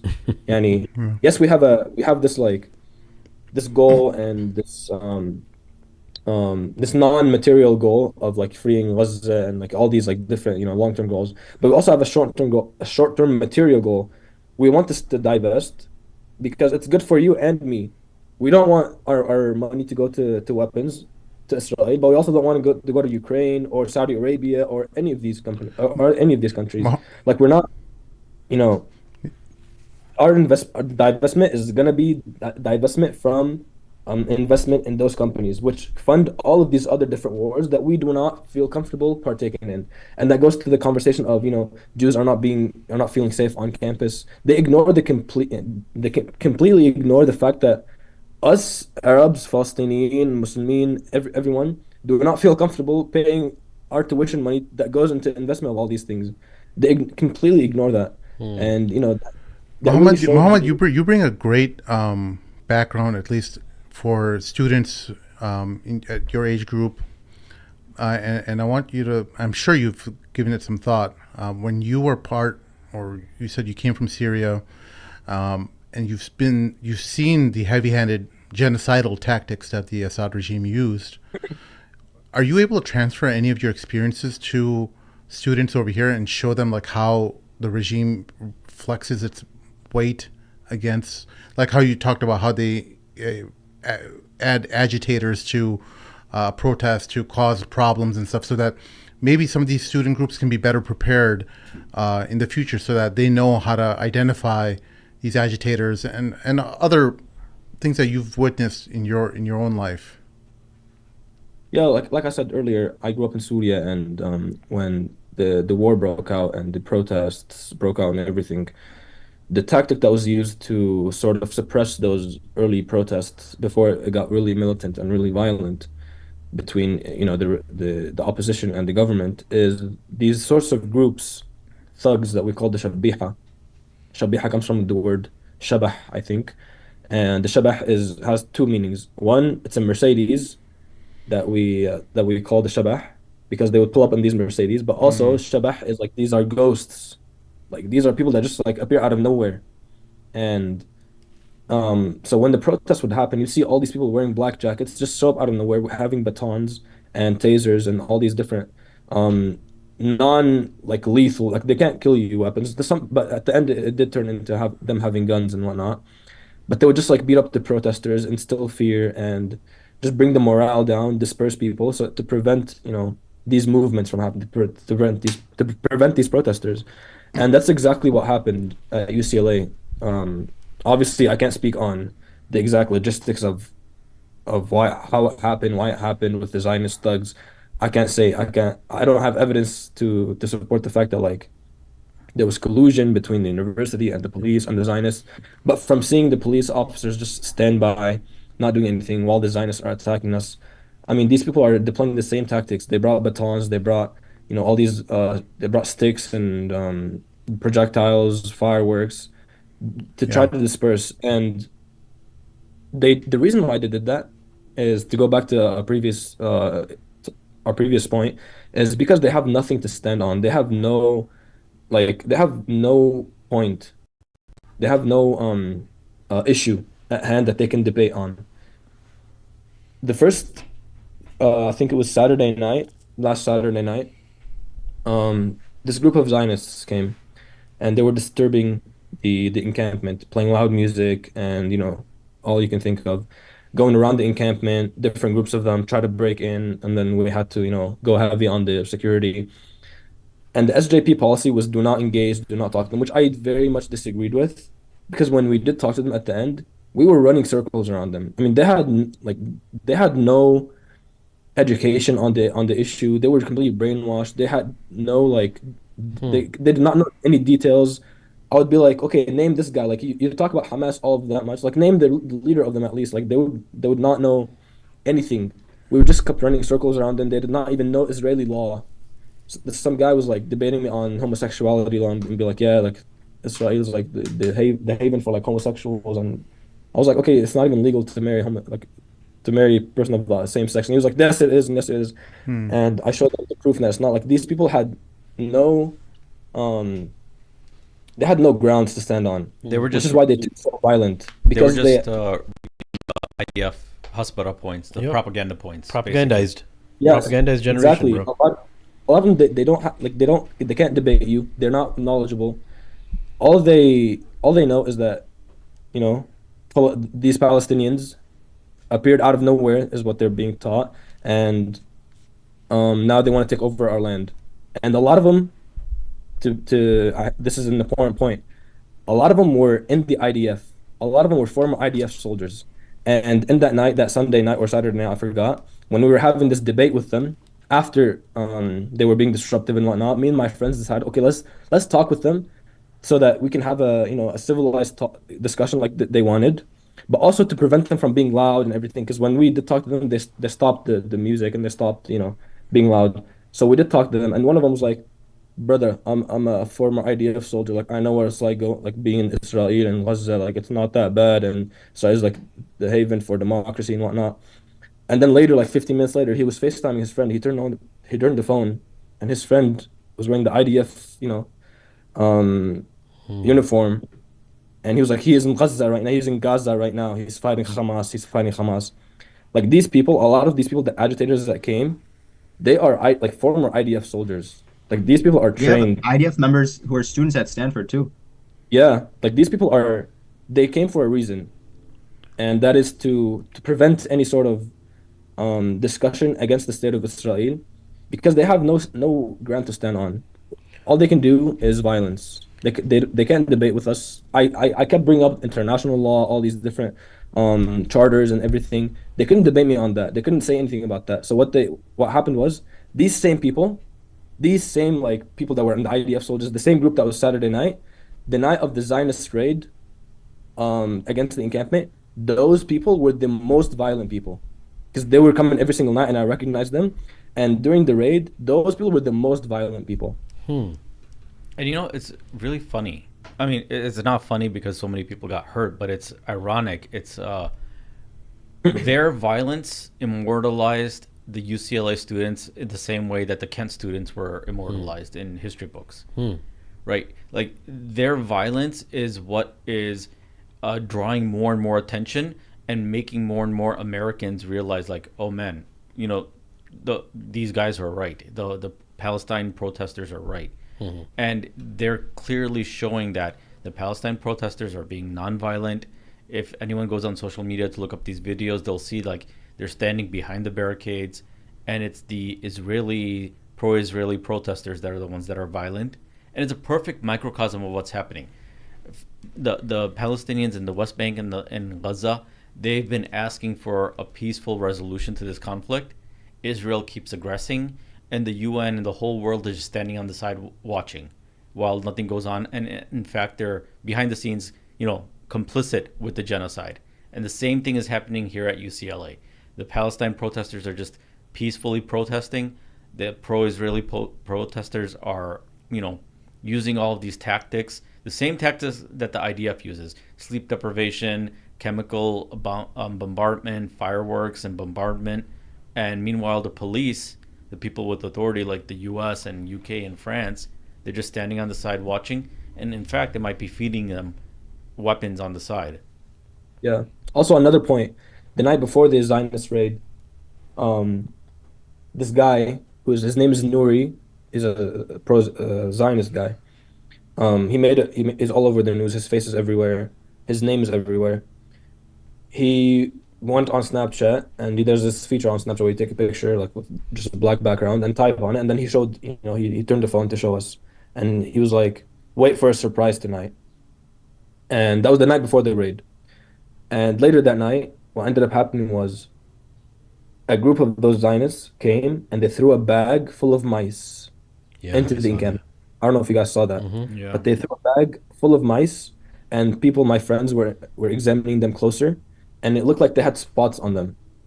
And so a lot of people were saying how like they might have injected them with something to spread disease Viruses, and whatnot.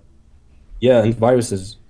And that speaks again to their tactics. Like all they want to do is disrupt this encampment, this peaceful encampment, and try to stop this sort of they wanted to expand on their propaganda, and also stop us from saying the truth, because they can't handle it. They couldn't handle it. And these tactics are straight from the IDF, man. Like they used to, Yeah. They went around poisoning wells in Palestine. Yeah. And same thing, biological warfare, chemical warfare.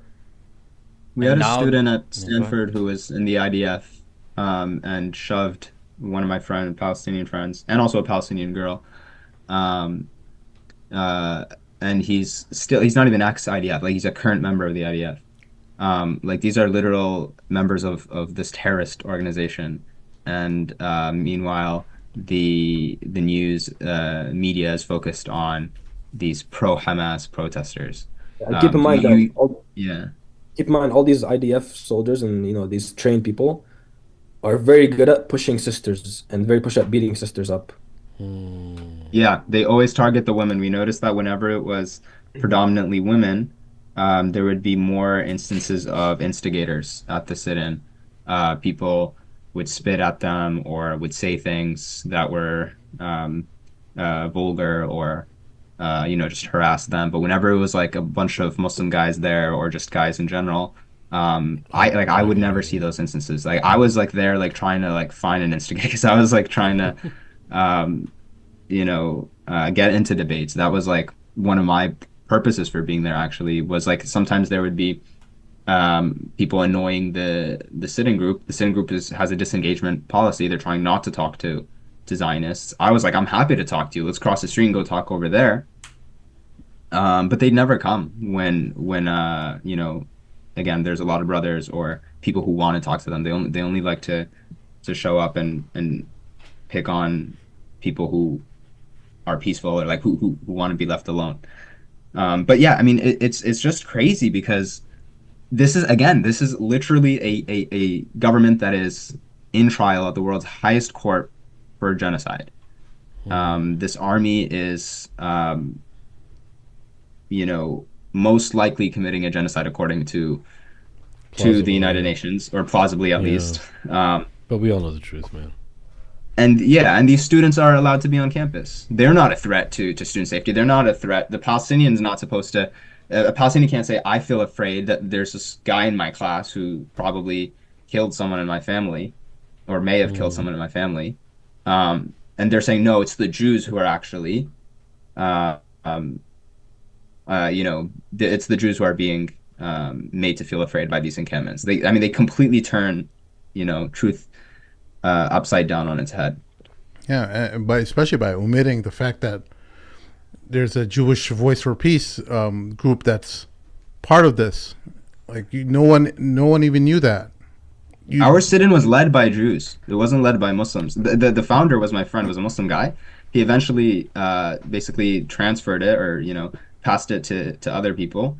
Actually, we were mad at the Muslims for not being more involved because again, they tend to be more, especially the brothers for some reason, tend to be more hesitant to get involved in these things, um, or tend to prioritize their academics or whatever.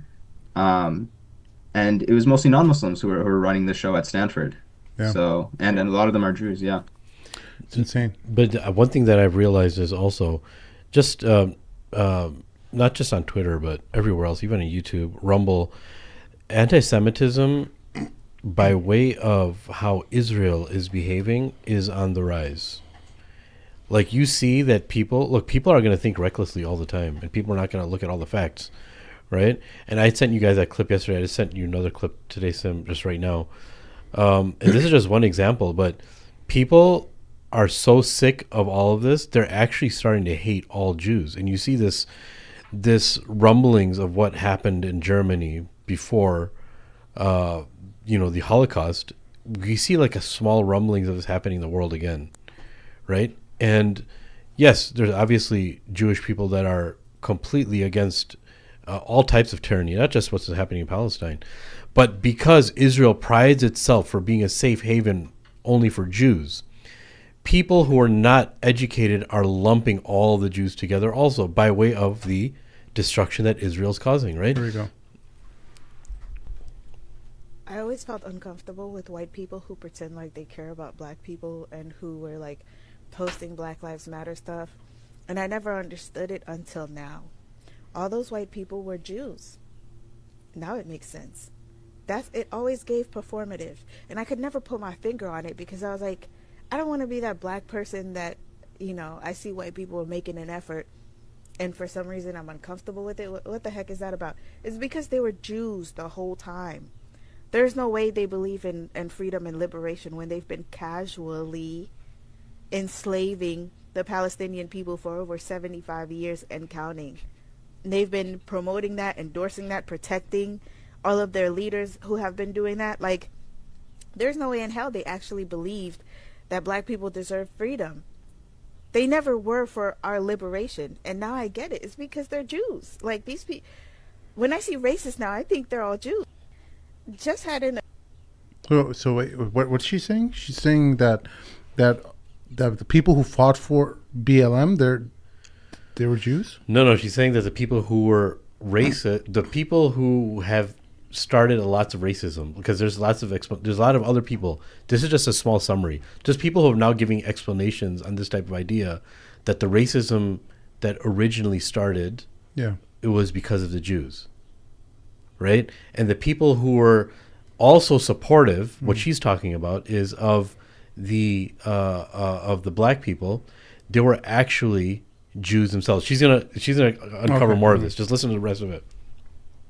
There's so many sides to this right now. I need to go to Tiffany's. Now it makes sense. Why I never felt comfortable with them. Now it makes sense why there was always something that was just there that was nagging at my soul. Like, they're lying, but I couldn't place it, and I didn't want to say anything out loud because I was like, I don't want to seem like I'm holding the it's all fake back, basically. I'm telling y'all they're but lying. They know that there's not going to be any liberation. These people actually want freedom for us, and it always makes sense now why they would always come in and try to find some way to water down the movement and to play some sort of victim and to destroy the movement from the inside out. It makes sense now because for so many years, black people and the Palestinian people have been aligned and have been allies trying to help each other get freedom, trying to get liberation together. Now it makes sense why they've been so invested in the black community and black movements and black progress, and they've been fake sympathizers, doing everything to keep black people from ever moving forward. We get it now. They don't want us to move forward because of the allyship we always had with Palestinian people, and because they can't continue the hypocrisy anymore. If they are saying, yeah, black people deserve freedom because we're human beings, it is our right, we have God-given free will, and y'all never had the right ever, and you will never have the right to take our free will away from us. If they can acknowledge that with black people, then why the hell can't they acknowledge that with the brown people, the Palestinian people that they've been enslaving for 75 years and counting? So the hypocrisy just wouldn't add up. So it's all been performative this whole time. It's all been an It's act. So, all but been look who this is coming from. This is coming from and Jake now Shields, I right? get it. Why would Jake Like I Shields said, post something like when I this? see racist people now, I immediately think you're probably a Jew. Yeah, you're probably one of those. See, you see what I'm saying? Wow. This is getting a wave of people with this type of idea. That the way they deceived the entire world, they've been deceptive on everything. They're the root of all evil, right?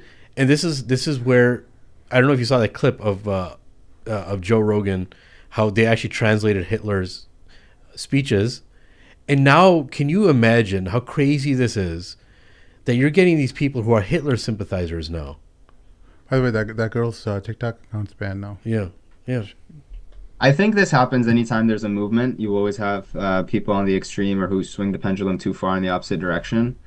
But ultimately, I mean, the people who are knowledgeable on the issue know that there's a difference between person's religion or ethnicity and their political ideology. So Oh, totally. But a small, not even small, the general population that's not educated, they just hear rhetoric from people like her, like what she's saying, and it catches wind. That's when things get really, really nasty, and they get. Yeah, so that's what I was going to say. Yeah. The danger of this is that they create a lot of this hatred. The state of Israel creates so much of this hatred against itself and against Jews because it conflates Judaism with itself. Yes, sir. With Zionism. Actually, you can see this in the updated charter from 2017 of Hamas, where they basically say we're not against we're not against Jews, we're against Zionists. But it's Israel itself that keeps conflating Judaism with the Israeli state.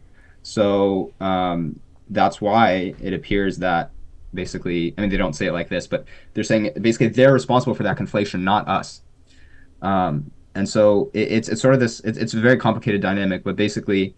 And a lot of anti-Zionist Jews have actually commented on this. Like Israel is the biggest danger to Jews themselves, to the safety of Jews themselves, because of this guy right here, Matt Lieb. He talks a lot about that. He's a Jewish man himself. He's a huge critic of Israel. And follow him if you guys have a chance, because he does a lot of activism for Palestine. And like the Torah Jews and Jewish Voice for Peace. They're always talking about like how Israel is creating more and more problems for us, and they're afraid because Israel is the one that keeps trying to talk about how every single Jew supports Israel. Yeah, and that's not true. And it's about people. Look, people that cut and paste certain places and certain. Like I don't want to keep sending you clips. This is the last one I'll send you. You don't have to play it if you don't want. But there's a reason, is because this clip got so much popularity from Joe Rogan's podcast about how this movement of people who just wanted to translate Hitler's speeches, and he played a part of it on his podcast. They can translate like Hitler's speech. They've got Hitler's speeches that Hitler gave in German. And you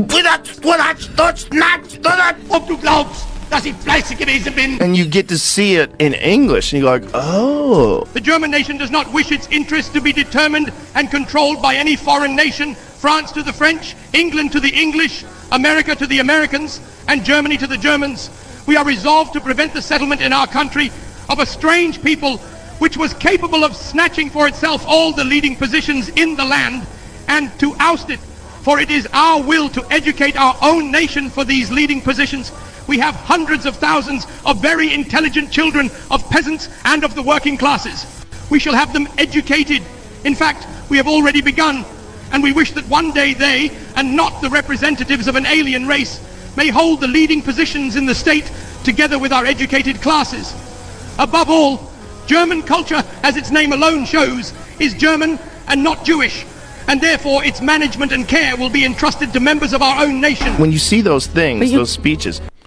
Oh, listen, this is what he says. This is the last part. The last part. I thought it was this is the part. Look at I this thought it was all like, we got to exterminate the Jews. That's not what he's saying. That's not what he's saying, right? That's what he says.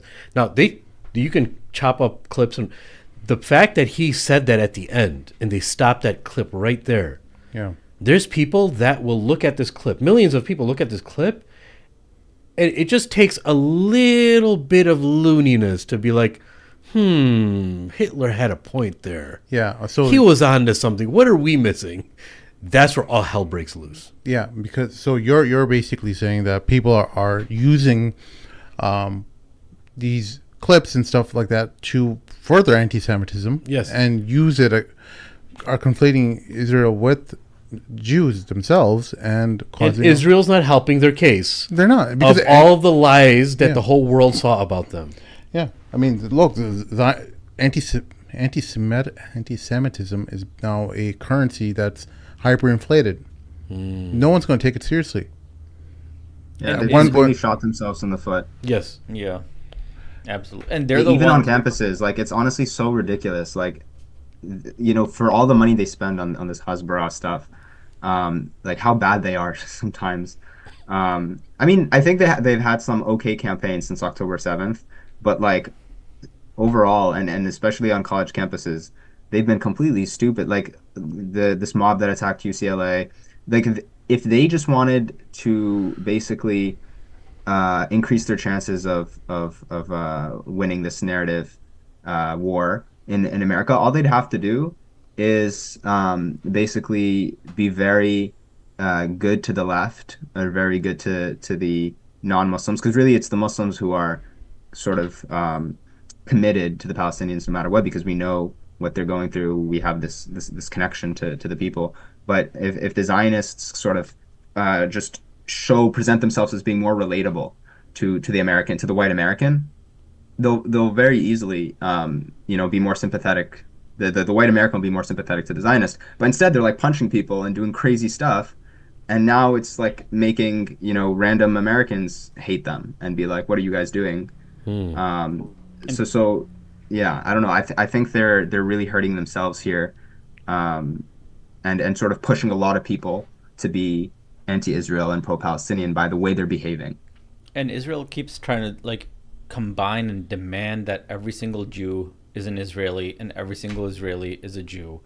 And all the Palestine protesters, all they have to say is, look, we have no issues working with Jews. We have no issues working with Christians.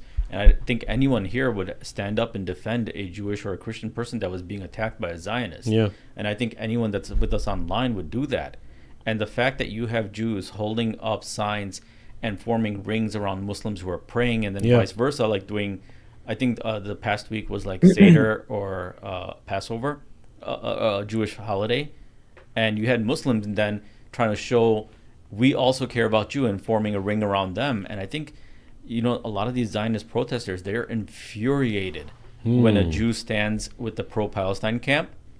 And so, like, I know some campuses, they set up a system, like a buddy system, where they'll walk them to class to make sure that they're not attacked by other Zionists. Like, you have Muslims walking with Jewish students and vice versa to protect each other to make sure that they're not attacked by Zionists.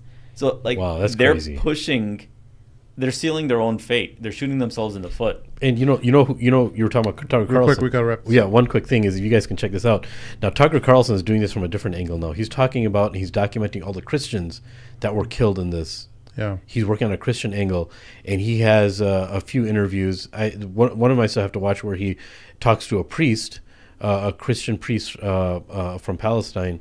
But he's really, really working on a level of, hey, guys, it's not just a Muslim thing either. It's just Christian. So he's not directly saying it, like calling Israel like genocidal, but he's talking about now on the Christian level how much oppression has been taking place historically and how many have actually been killed to rile up the Christians, to let them know, hey, we got to de-escalate the support now that we have. But he's kind of trying to do it carefully for right now. Yeah, they're all being super careful about it because they have a lot to lose, right? Yeah. I mean, Candace Owens, Tucker Carlson, no matter what part of the spectrum of liberal and conservative debate, there's a lot that they've found in common related to how much influence a foreign nation has over their government and its critical institutions that make up the country, and the whole cover's being blown off.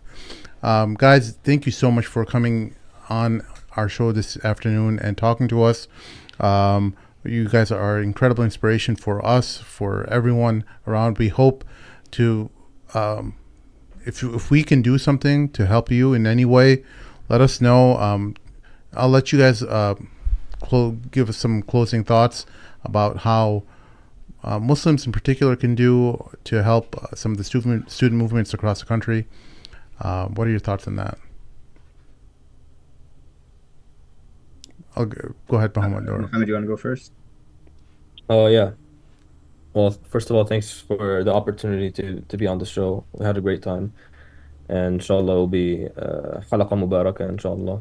I mean, And I just want to make my closing remark about, the importance of this issue. And like I said earlier, there's a lot of Muslim brothers, especially, who see this issue as like it is important and everything, but we can't be outspoken and we can't go to all these protests. There's a lot of free mixing that goes on, and there's, all these different demographics that we have to, ally with, we should not ally with. And, like, and it's a little ironic because that's exactly what, some of the Zionists do. They deflect from the main point, which is, standing up for something, for the issue of Palestine, for, genocide, and our main demand of divesting from Israeli companies and companies that fund this genocide. And so my message is to, first of all, to brothers who are reluctant to join this effort. The Prophet sallallahu alaihi wasallam, he says that if you cannot change something by action, then you have to do it with your tongue. And if you can't do it with your tongue, then you do it with your heart. And unfortunately, a lot of these brothers, some of the brothers that we know that we are friends with at UCLA, number one, they did not show up to the encampment at all, especially when we were attacked by the Zionist mob, when we needed the most support, when we needed the most bodies, and it was just girls holding up the line, which was very embarrassing. And we can't have anything like this if we decide to keep going with this movement. So we saw no action, but we also did not see any, at least any support, like verbal support or anything. So we have to give them the benefit of the doubt, like, at least they support in their heart. Bas yani, especially at times when we need the most support, physical support and rhetorical support. Like, please do not feel reluctant. Like, it's not as bad as people might say it is. Like, Canary Mission has been dying recently. Like, it's not really a thing anymore. I have a lot of friends who are Canary Mission. I mean, Brother Hamza has it in his like honors and awards section in his LinkedIn. I just checked it out. It's really very funny. Like, it's not that terrible as it once was. So don't feel reluctant to, voice your opinion about this issue.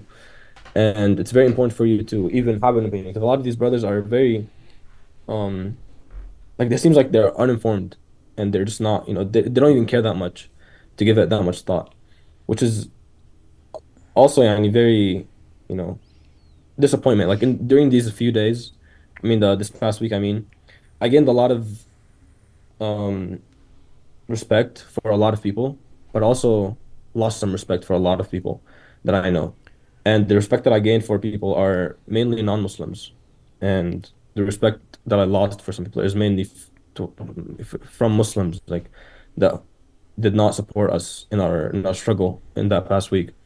I saw my friends who are Jewish get arrested and go to jail, and one of them is actually on Al Jazeera. His name is, I don't know if I should say his name.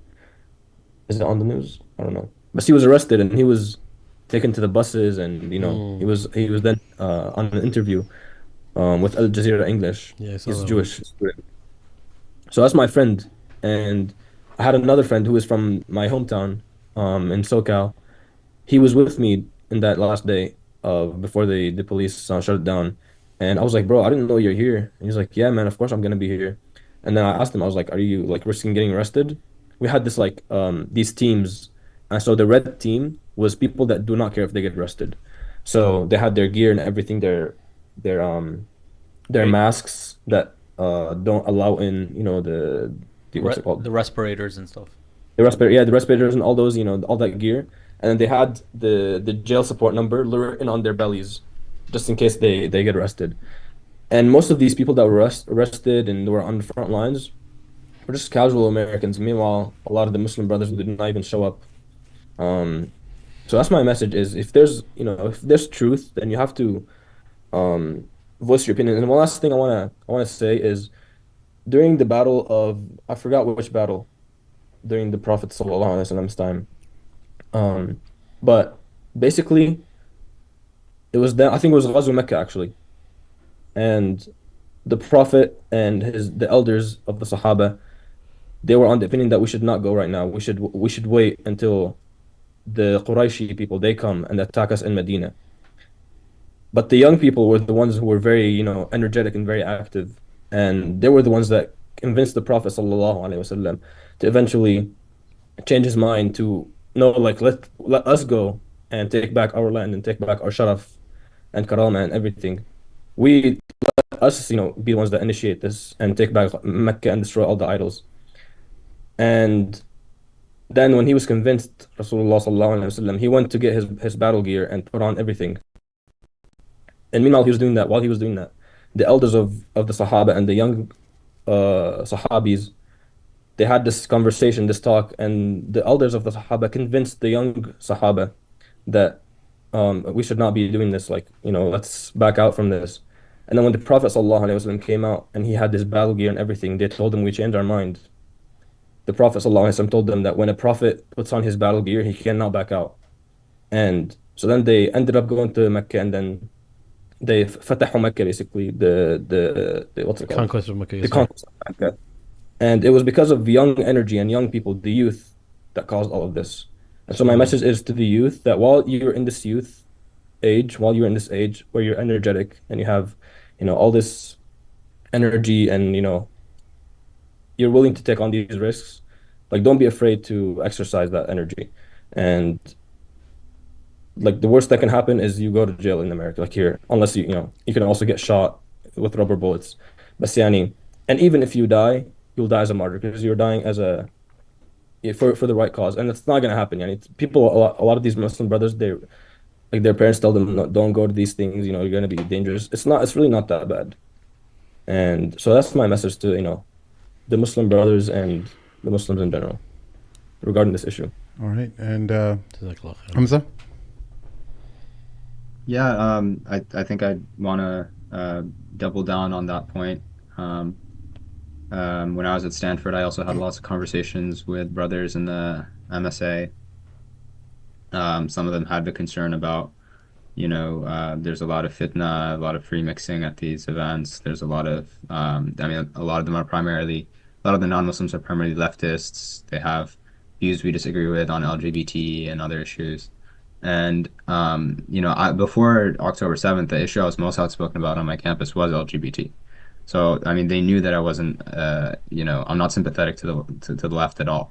But I told them, you live in America. You're not going to find somebody who agrees with you on every issue unless it's another Muslim. But we're a minority in this country. So we need to find allies on an issue-by-issue, case-by-case basis. If we happen to agree with right-wingers on a particular issue, then we can work with them on that as long as we're not doing anything wrong, and we're not following them in the bad things they do, and likewise with the leftists. So also, if you just get involved yourself, if more Muslims get involved, then the Muslims can lead the charge on these issues. It doesn't have to be the leftists that are always leading, but because Muslims are always finding excuses to not participate, it ends up being leftist dominated.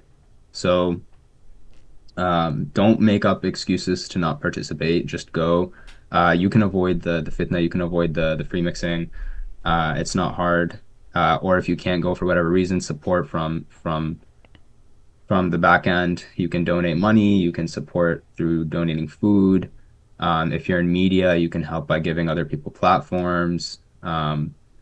If you are somebody who is a good speaker, then just being somebody who can articulate the Islamic positions on these issues well, that's a huge service. Like, there's so many different ways you can help. It doesn't have to be through being in an encampment necessarily, but just find some way to help. Like, don't be silent on this genocide.